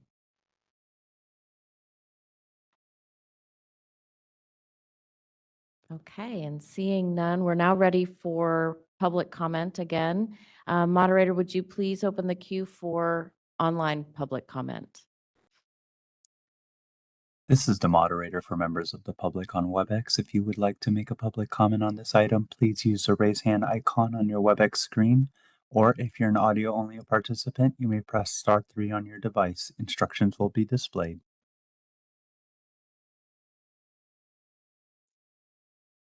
I do not see any requests for comment. I will turn the meeting back to you. Great, thank you, moderator. Next, thank you very much, Renee. Nice job. Next is 5G, the Office of Student Assistance and Relief update. Hi, Hi, good morning. My name is Yan Kao. I am the Chief of the Office of Student Assistance and Relief. Good morning to the members of the Advisory Committee and welcome to Ms. Peen. Did I say that correctly? Okay, awesome. It's great to see you. I think we're really lucky to have very high caliber and involved members in our Advisory Committee. And I want to say that I also appreciate that with the geographic range of the committee members, I think it's been helpful to have eyes and ears that are really rooted in different kinds of communities. Earlier this year, Ms. Farron put us in touch with a student who hadn't engaged with the Bureau previously, but OSAR was able to connect with her to provide resources. The information that she shared helped prompt some investigation materials and also helped us to hone one of our previously scheduled inspections. So I thought that was a really great example of our advisory committee members helping to collaborate with and advance the work of the Bureau. And that's something that I really enjoy as well. Going through our presentation, our first slide covers some of the Office of Student Assistance and Relief informed choice and outreach. If we can go to the next slide, many of our slides cover the course of the fiscal year. These three events in the most recent quarter really run the gamut of the moments in time where we will try to connect with students. Our population includes many non-traditional students, and so connecting with those students when it's appropriate to share information about BPPE and OSAR services can be a little tricky. Here we have the range of everything from a college fair with a more traditional student population at Davis, a trade show that focuses on cosmetology and barbering, and a group called the Debt Collective, where we are working with students who previously attended institutions and have remaining loans related to those experiences. In some instances are interested in continuing their education, and in others are very much in need of the services of the Bureau and resources and information about the Student Tuition Recovery Fund, or STRIF. If we can go to the next slide. Here with Chart B, we have a series of slides covering closure-related outreach efforts by the Office of Student Assistance and Relief. The annual nature of this outreach is that we tend to have the most activity over the summer. We'll have larger scale closures at that time. So you see that with some of the 2025 summer outreach here. And then if we go to the next two slides, we have a lower volume in the next slide, kind of in the middle of the year. And then in our final, thank you. In our final Chart B slide, you see the numbers kind of tick up again as we're entering the summer. Once again, Bloom Institute of Technology is clearly the largest institution where we had closure outreach here. To the question earlier on registered schools, Bloom Institute of Technology was a approved school because they had a physical presence in California, but the 426 number that you see there includes both California students and non-California students who attended this entirely online program. Based on the additional information that we were able to obtain through the materials we had related to their approval, related to their closure, and from students, we were able to provide directed resources to all of the students who were impacted by that closure. And if we go to the next slide, here we have kind of a sampling of some of the different types of closures that occurred within the last quarter. I noticed that the public version of the slides has cut off the key that's at the bottom here. So I'll just kind of go over what those asterisks mean. And I think that we can probably update so that we have that in the public version as well. But here with the recent closures, we have with a single asterisk, the Title IV schools or schools that participated in the U.S. Department of Education's federal student aid program. Those tend to be larger institutions. Oftentimes, students will carry a larger debt burden from those schools and also have access to federal loan relief programs. So there we have a branch of the San Joaquin Valley College and the Park University branch as well. The two asterisks represent schools where there was a discipline-related closure. Here we have JEM College. I believe that there was a default on disciplinary action there. And then finally, the three asterisks, I don't think that I've highlighted this path before with advisory committee, but this was an instance where there was a suspected closure.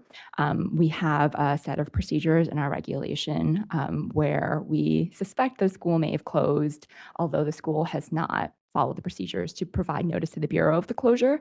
I think that we have a Christian in our audience today, and she is able to manage the communications where we have a suspected closure to trigger the automatic closure that follows when we provide notice of a suspected closure and we don't receive a response within the regulatory time period.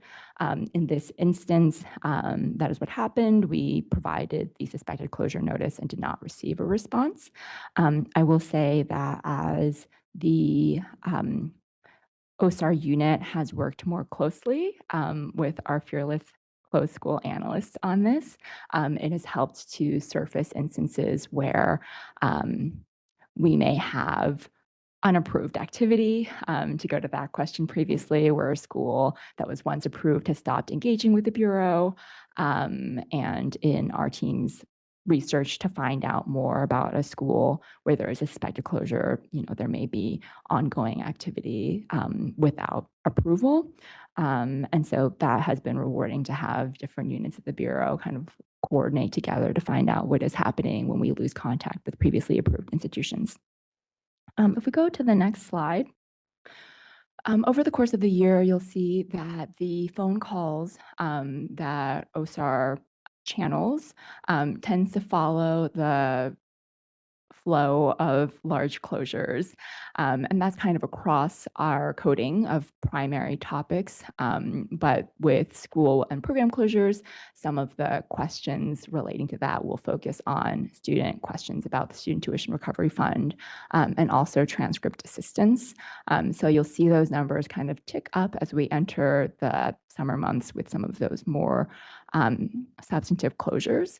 I also do want to note with phone calls that in April, we welcomed a new team member within OSAR. So Darren Hudovic is in the audience right now as well, and he joined as our office technician.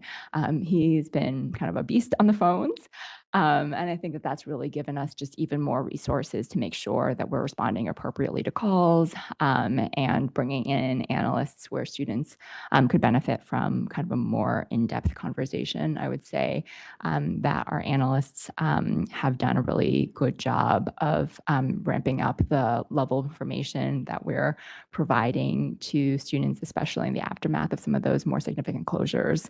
Sometimes it's been the case that where we do initial outreach or host a workshop, it only generates more questions.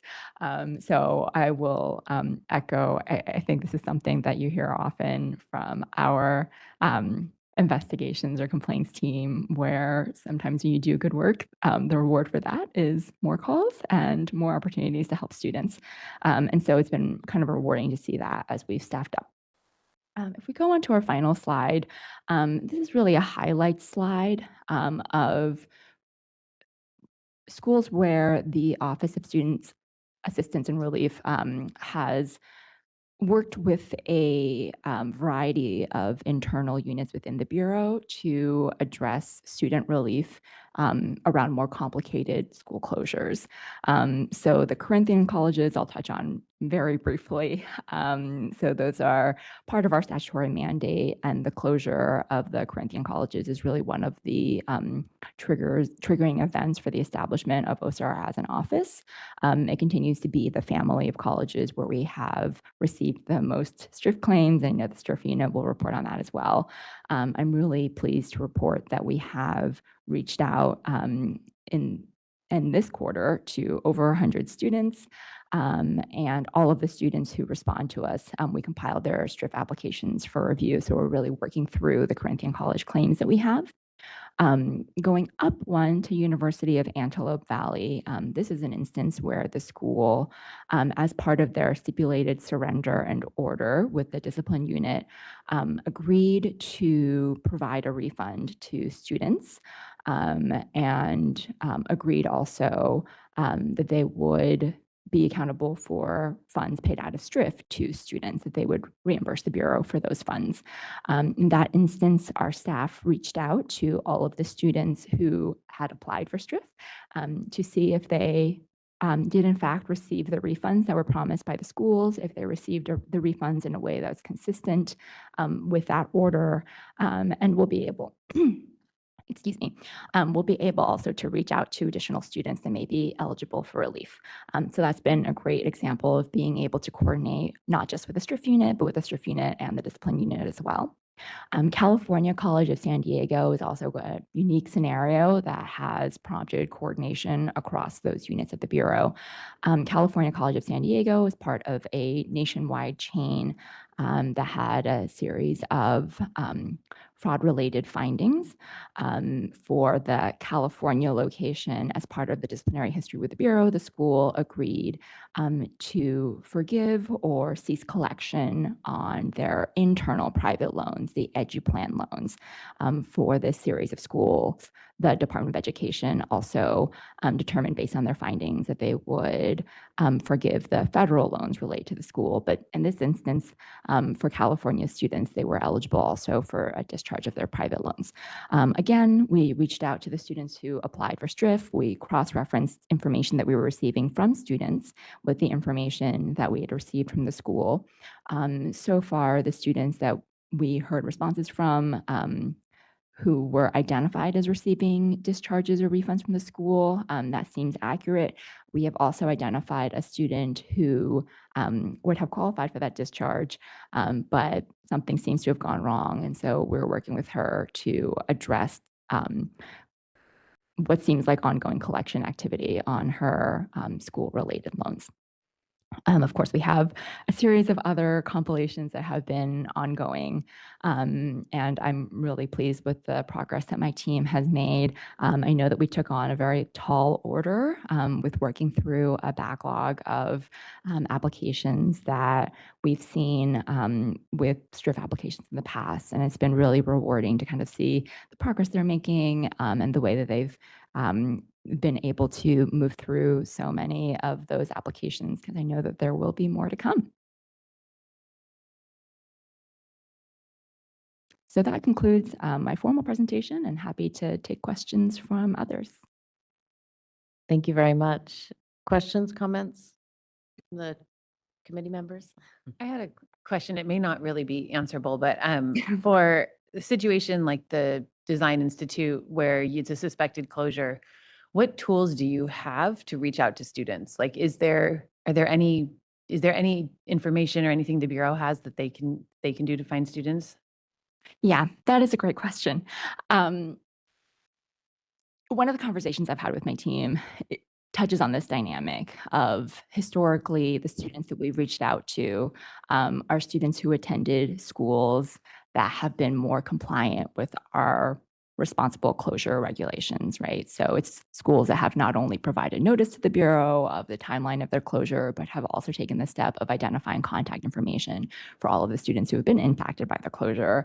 And, even more than that, have accurately identified students who were impacted by program closures, which the most responsible schools report as being coterminous with the school closure.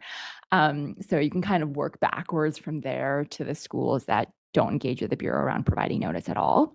And as part of our efforts to be able to do slightly more for students who attend the least engaged schools. The OSAR website now includes both brief information and in some instances more thorough information when we become aware of schools that have closed with either no information to the Bureau, as with the automatic closures, or with only partial information provided to the Bureau. In the lead up to providing that information on our website, my analysts do a significant amount of research. I think I drive them crazy sometimes with the number of questions that I have, but it has involved things that can include, looking up the website of the school, even calling the number that was provided by the school for a point of contact when the school was still operating. And that's how we found some of the instances where it seemed like there was a remaining operation by the school, notwithstanding their failure to engage with the Bureau in an automatic closure. I have a question for you, Joseph Holt. You early in your address, you referenced the Debt Collective, an advocacy organization. Can you just, I thought I heard you reference Debt Collective? Yeah. Can you describe the working relationship or how OSAR is collaborating with the Debt Collective? Yeah, so in that instance, I think that there was a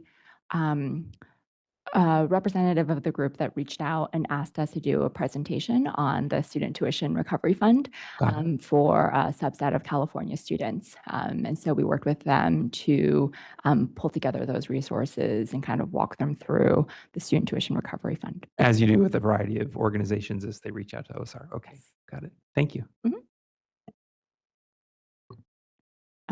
Thank you for your presentation. I was curious for the types of inquiries or requests Yeah. coming from students. So to your point earlier, the reward for good work is more work. Yeah. And that students will then have, more types of questions that are coming to your office.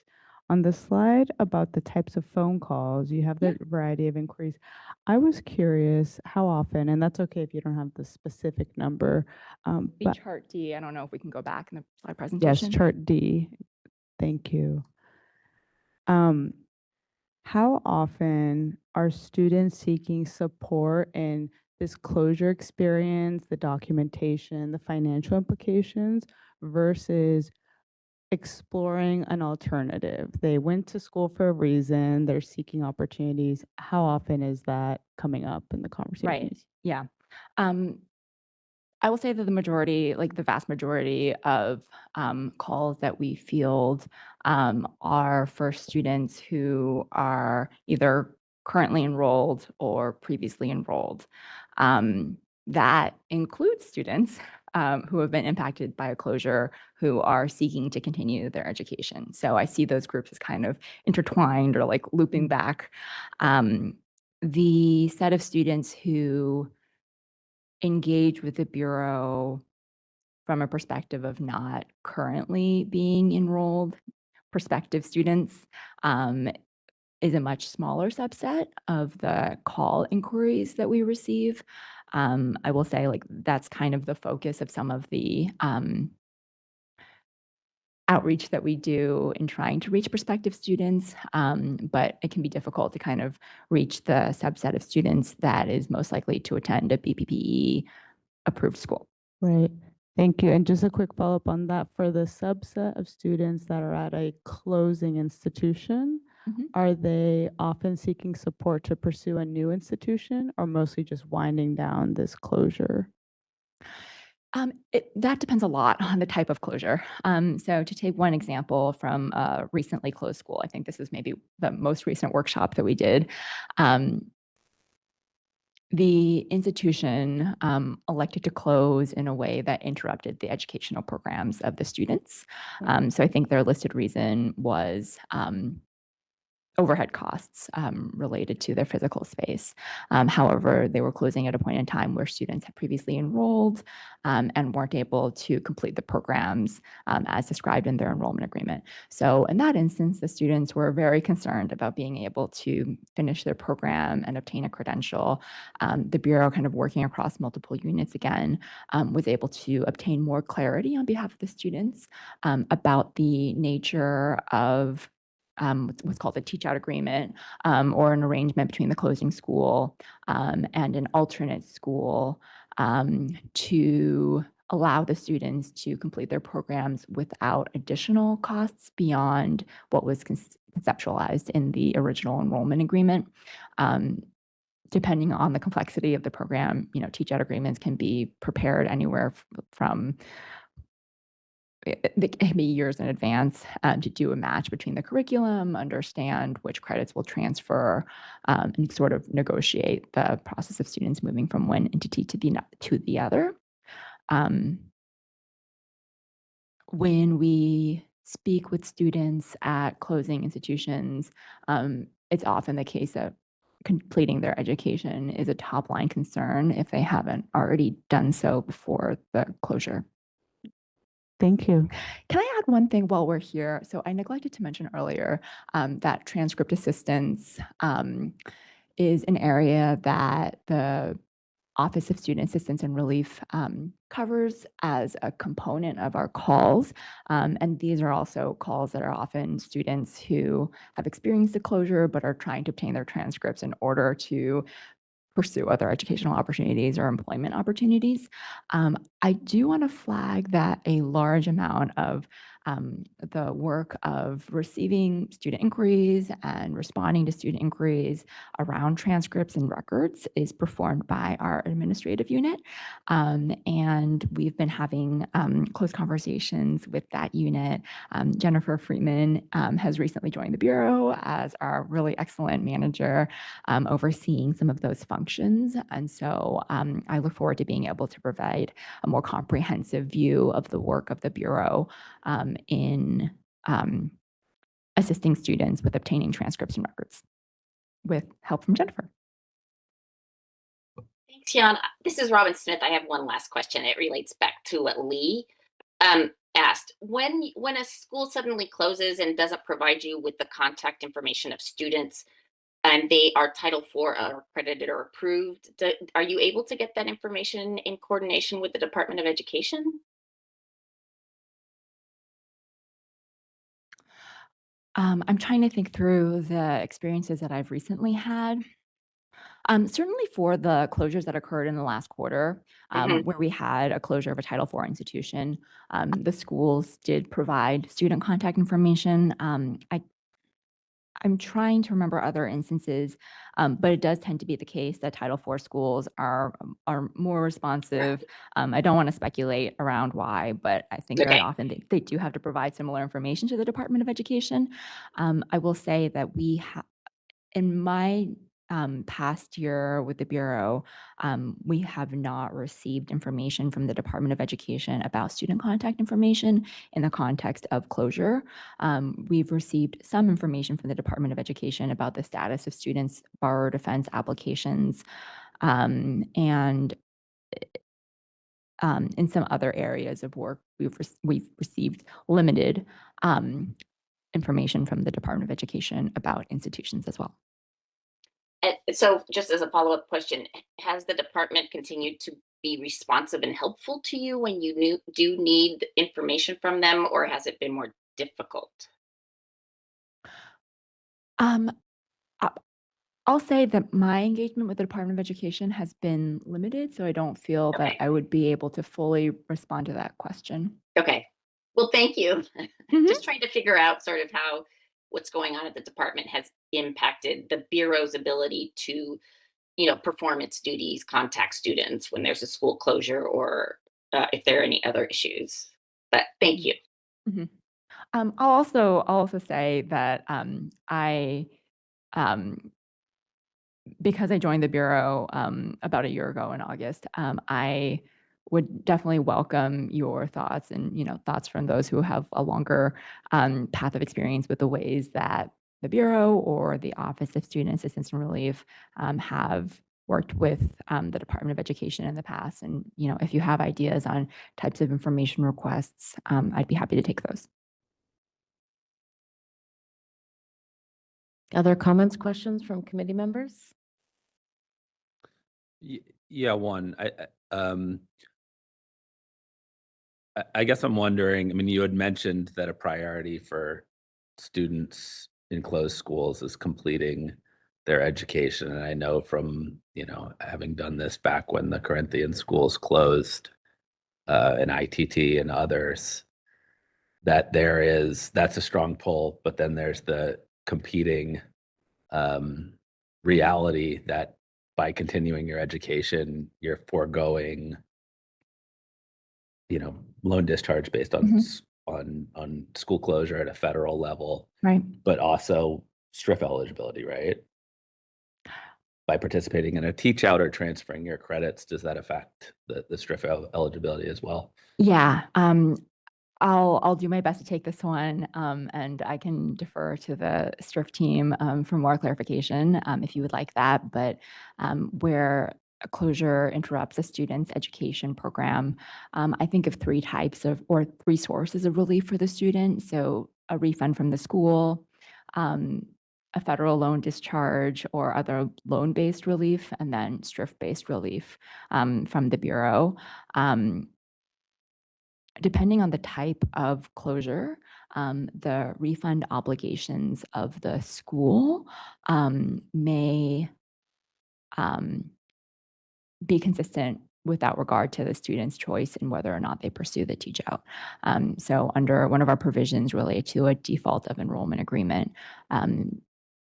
that refund obligation operates based on whether the school has arranged an appropriate teach out, but where they have not, even where a student identifies by themselves a way to transfer some credit, the student may still be owed a refund under the default of enrollment agreement provision. So that's school-based refunds. And, there's a variety of instances where a student may transfer and still be eligible for a school-based refund. For the STRIF program, I'd say that the high-level response is that the STRIF program will look at educational value obtained by the institution. And one of the considerations there is whether the student was able to complete their program or transfer some credits at a future institution. I will say that we take a more fine-grained approach currently than the Department of Education approach, which is, as I understand under current regulations, that if a student experiences an education interruption because of a sudden school closure, they may be eligible for a closed school discharge if they do not continue education. But if they do continue and transfer one or more credits, then the light switch flips from 100% eligibility to 0% eligibility. So we do try to catch students within a window where they would be able to make a meaningful choice with the benefit of that information. A challenge can be that schools' obligations to provide notice of closure to the Bureau is triggered 30 days in advance of closure for the school, and that doesn't always provide sufficient time for us to reach students within a time frame where they could make a meaningful choice around the federal discharge. I think you answered the sort of question part of that already, but I guess my question was, to what extent is the outreach that OSAR is doing, to what extent does that closed school student outreach incorporate like an evaluation discussion of the impacts of different choices about a continuation? But it sounds like it's a key part. We do try to analyze financial consequences and what that would look like across a range of student choices. But yeah, as you kind of heard in my response, it can be complicated and kind of definitely one of the more complex areas of analysis when we try to provide information to students. That's great to hear. Thank you.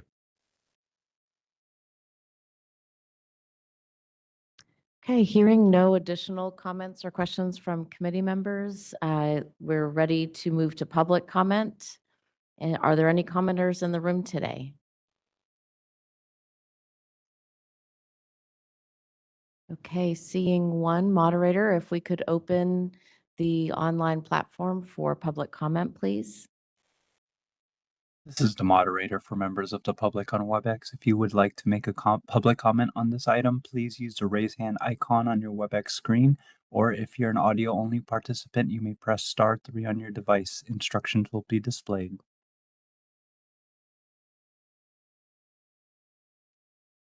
I do not see any requests for comment. I will turn the meeting back to you. Thank you, moderator. Thank you very much. Appreciate the update. Next is 5H. We're going to hear from the Student Tuition Recovery Fund STRIF update. All right. Can you guys hear me okay? Perfect. Okay, so good morning, almost afternoon, advisory committee members. My name is Janelle Quayle, and I am the manager over the Student Tuition Recovery Fund unit. And I'll be sharing, I'm excited to share the STRIF updates this morning. I'd like to begin by acknowledging my staff for their continued hard work and OSAR for their continued collaboration. We've made solid progress this quarter, and we truly couldn't have done it without them. So I'd like to thank them for that. Also, a staffing update, we have one vacancy for an Analyst 2 position within the STRIF unit. Next slide, please. Okay, so this slide represents claims received. This quarter, we received a total of 77 STRIF claims from students, which is about a 75% increase from last quarter. And it's due partly to the ongoing outreach efforts from across several institutions, like Yan mentioned. But even with that increase, our teams handled the volume well and have continued to keep claims moving through the process efficiently. Next slide, please. This slide represents claims processed for this quarter. So from Q3 to Q4, we had an increase of 3% in claims processed overall. We maintained consistent approval levels while also making progress with claims that were deemed ineligible, denied, and unable to contact claims. This reflects steady workflow improvements and strong follow-through by the analysts. For the claims that are listed and were found to be ineligible or denied, those students do have an opportunity to appeal that decision within 60 days. Next slide. This slide represents total pending claims. So despite receiving more claims this quarter, our active pending claims have decreased by about 5%. With newly onboarded staff now trained, we have been able to steadily process more claims and keep work moving forward and make steady progress this quarter. Next slide. This slide represents just payment information and then the total STRIF balance. By the end of Q3, STRIF had no claims pending with accounting, and all check requests submitted were processed within the quarter. As of Q4, we have about $306,000 in approved claims pending payment with the State Controller's Office. We mailed out about 31 claims for payment this quarter, which reflects steady movement across our workload. The total amount paid was a little bit lower, but simply because many of these were smaller dollar claims, which reflects just the natural mix of claims we received from different school closures. As far as the STRIF balance, it's decreased by 3%, which is a positive. And this next slide represents our large impact closure. Similar to last quarter, we again made substantial progress on large impact closures. Pending claims decreased across all major schools, including Corinthian schools that Yan had mentioned they were doing work in, ranging anywhere from a 38 to 54% decrease in claims pending. These reductions reflect continued steady progress on older claims and demonstrate that our ongoing focus on these schools is having meaningful impact. Next slide. So that's pretty much it for me. I'd like to thank you so much for your time today. And once again, I'd like to thank my team. And that concludes for STRIF updates. And if you guys have any questions, I'm more than happy to try to answer those.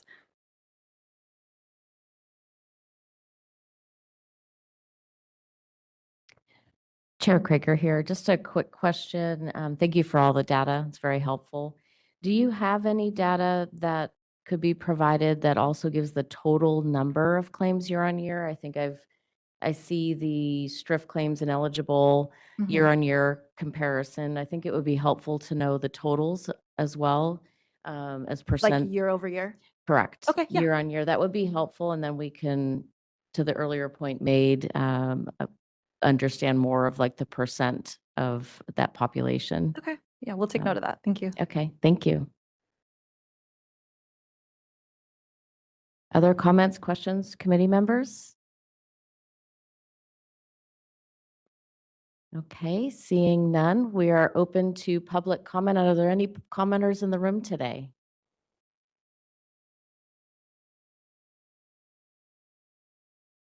Okay, looks like moderator, if we could open up for public comment. This is the moderator for members of the public on WebEx. If you would like to make a public comment on this item, please use the raise hand icon on your WebEx screen. Or if you're an audio-only participant, you may press *3 on your device. Instructions will be displayed.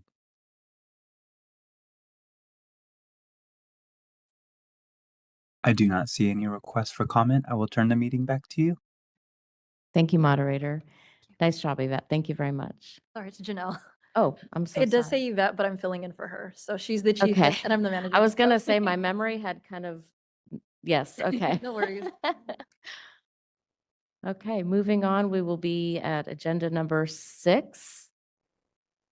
And we will talk about the status update and discussion related to the following regulatory matters. All right, can you hear me? Hello, and thank you to Chair Craker. Welcome to our newest committee members. Nice to see committee members dinner in person and put a face to the name. You were sitting right in front of me, and I actually, sorry I didn't say hello or introduce myself. I just didn't recognize you from the virtual call to the in-person call, but it's great to see you as well. My name is Parker Strohmeyer. I'm the Bureau's regulations specialist, and today I'm excited to present on some important updates related to Bureau regulatory packages, as well as text updates to the Bureau's financial statements and annual reports package. Next slide, please. So regarding the regulations tracker, you'll notice right away that 2 of our packages, the catalog requirements package and the use of the Turb University package, have been submitted to the Office of Administrative Law for a 45-day public comment period. That public comment period is now open from August 14th through September 28th, 2026. We've also been making steady work on the approval by means of accreditation, or ABMA, applications package, which has been submitted to DCA, and we've been working with them on obtaining their review and feedback on the package as well. Regarding the adding Business and Professions Code, BPC 480.2 provisions, reminder that we're pursuing a Section 100 non-substantive regulatory change. At this time, the tracker shows DCA as of June 8th, 2026, but I am pleased to report that that review's been completed, and we anticipate OAL review on the Section 100 documents here in the coming weeks. So that wasn't available at the time of the tracker, but you should see that reflected by the next committee meeting. And finally, with the financial statements and annual reports package, the Bureau is proposing to update the name of this package and add clarity in the area of backup data and documentation maintained for school performance fact sheets. And with that said, if we can move to the next slide. And on this, I wanted to elaborate on the specific changes that we are proposing with this updated package. So in February of this year, the Bureau presented proposed text that revised the Bureau's financials package related to institutions' financial statements and annual report submissions. The Bureau has continued to work on this proposal and has updates to 2 sections within this package. Section 74112 has been added and Section 74115 has been amended. In addition to the new proposed name of the package, going from minimum operating standards financials to financial statements and annual reports. The updated language in Section 74112 is designed to clarify multiple parts of the section and introduce organizational improvements to school performance fact sheet, or SPIFs, backup data. One key change is the distinction between documents that maintain those backup data and data points that are reflected with the backup data. And we're ensuring that they're separately listed and addressed throughout the section. So just directing attention to that specific section, So we're adding the term school before performance fact sheet because it's missing. And so we're just correcting that name. That's just a technical change.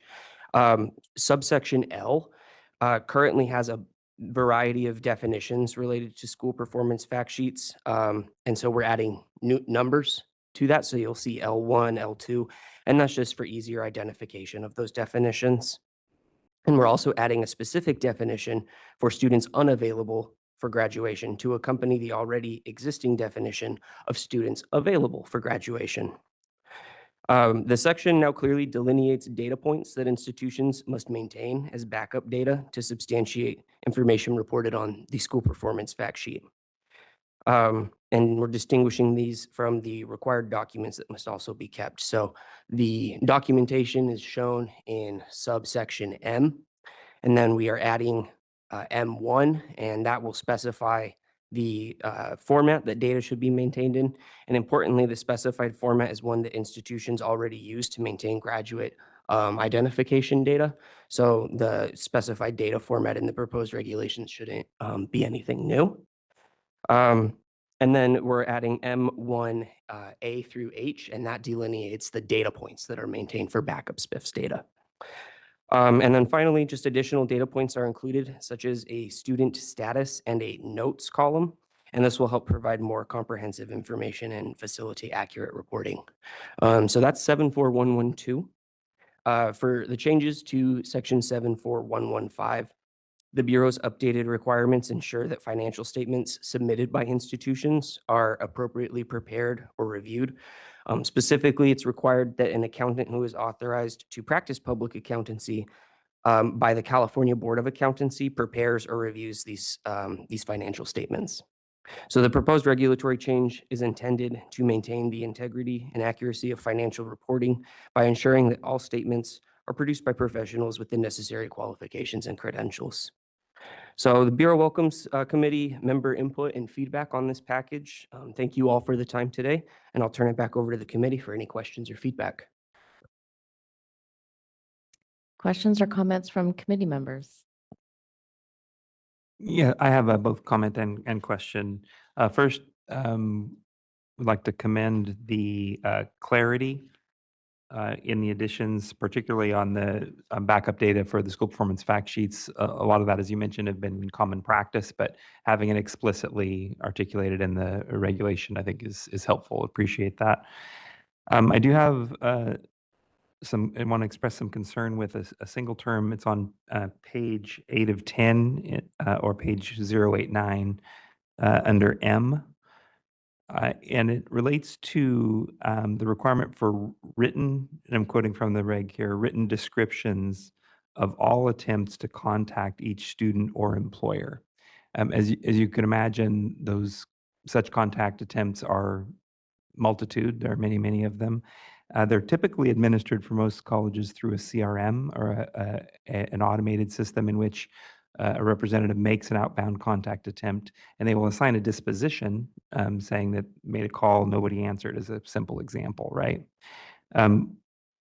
The term written description of all attempts to me feels maybe overly prescriptive or descriptive. I'm curious, a question of curiosity, whether a CRM, a digital CRM record would satisfy that requirement. I think burdening an institution to make a written description, depending on your definition of a written description for every phone attempt to a graduate or an employer, could obviously be burdensome. If a CRM digital record with a disposition meets that requirement, then maybe we could choose language that might not be open to interpretation such, right, that the Bureau or others could expect somebody to handwrite a note every time they have an unanswered phone call to a graduate or an employer.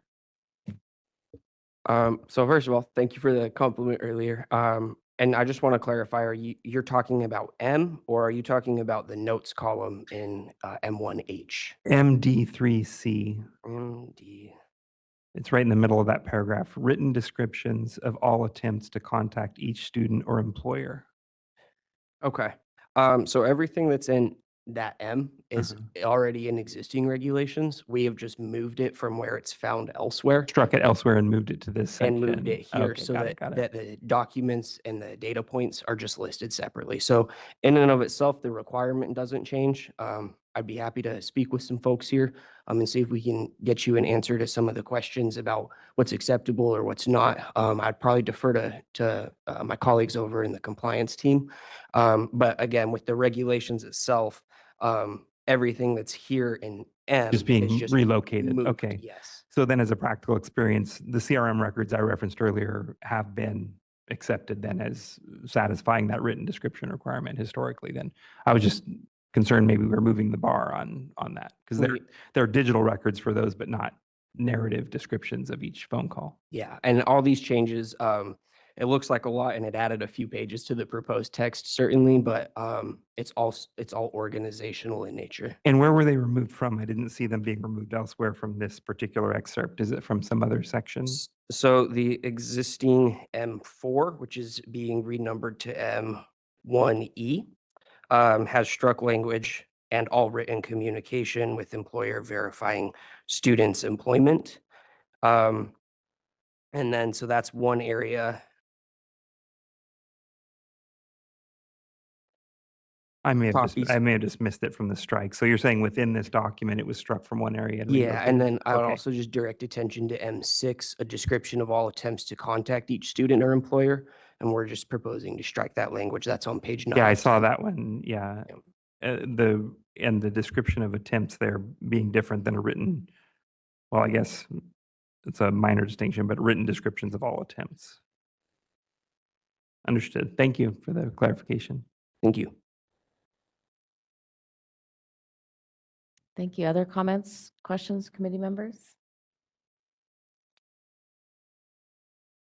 Okay, seeing none, we would open up for public comment. Are there any commenters from the room today?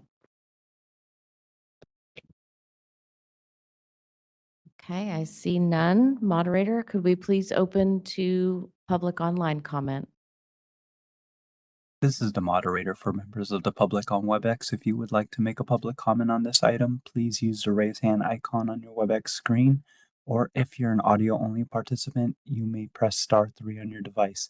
Instructions will be displayed.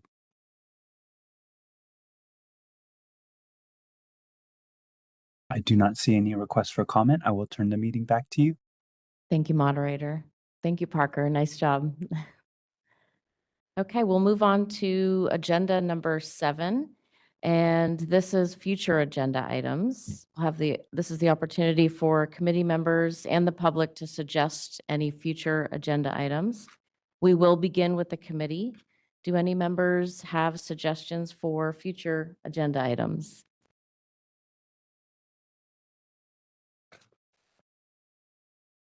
I'd like to suggest a future agenda item. This is Joseph Holt. As was alluded to during the IT presentation earlier and some related questions, artificial intelligence and the impact that all sectors really of our economy and public service are being impacted by over time. An exploratory discussion on opportunities for the Bureau to leverage artificial intelligence to improve efficacy and outcomes in achieving the mandate. And particularly as well, having just completed an IT migration, the data structures and data tables for that, I'd be curious to know if they're structured in such a way that they can be accessible to AI resources to leverage and enhance the work that the Bureau is doing. Thank you, Joseph. We will take note and follow up. Great, thanks. Chair Craker, I also had a suggestion on the IT portion. I would love to see some sort of an update on the road mapping. Sound like there was a good plan in place, and I think it would be beneficial for us, maybe not every meeting, but in some of the subsequent meetings to have an update on the road mapping as well. So.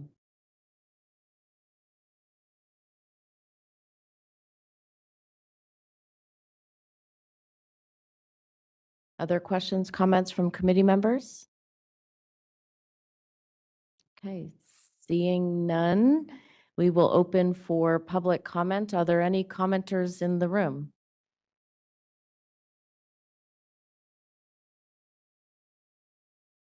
Okay, seeing none, moderator, would you please open the queue for online public comment?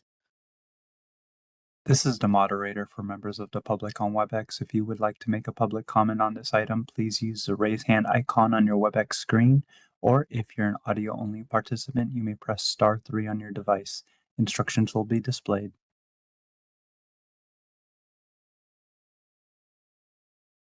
We do have one comment.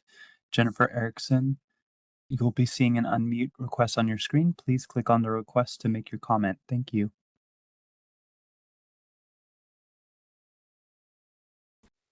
Hi, my name's Jennifer Erickson with the Silicon Valley Apprenticeship Barbering and Cosmetology. I'd like to make a suggestion for the future agenda meeting of including some information more for non-accredited schools with lead education agencies, having that information who we can contact to reach more agencies or an agency in general to facilitate a sponsorship with. I would like to have more information on such agencies and how to contact them and work with the Bureau through that facility of LEAs. Thank you.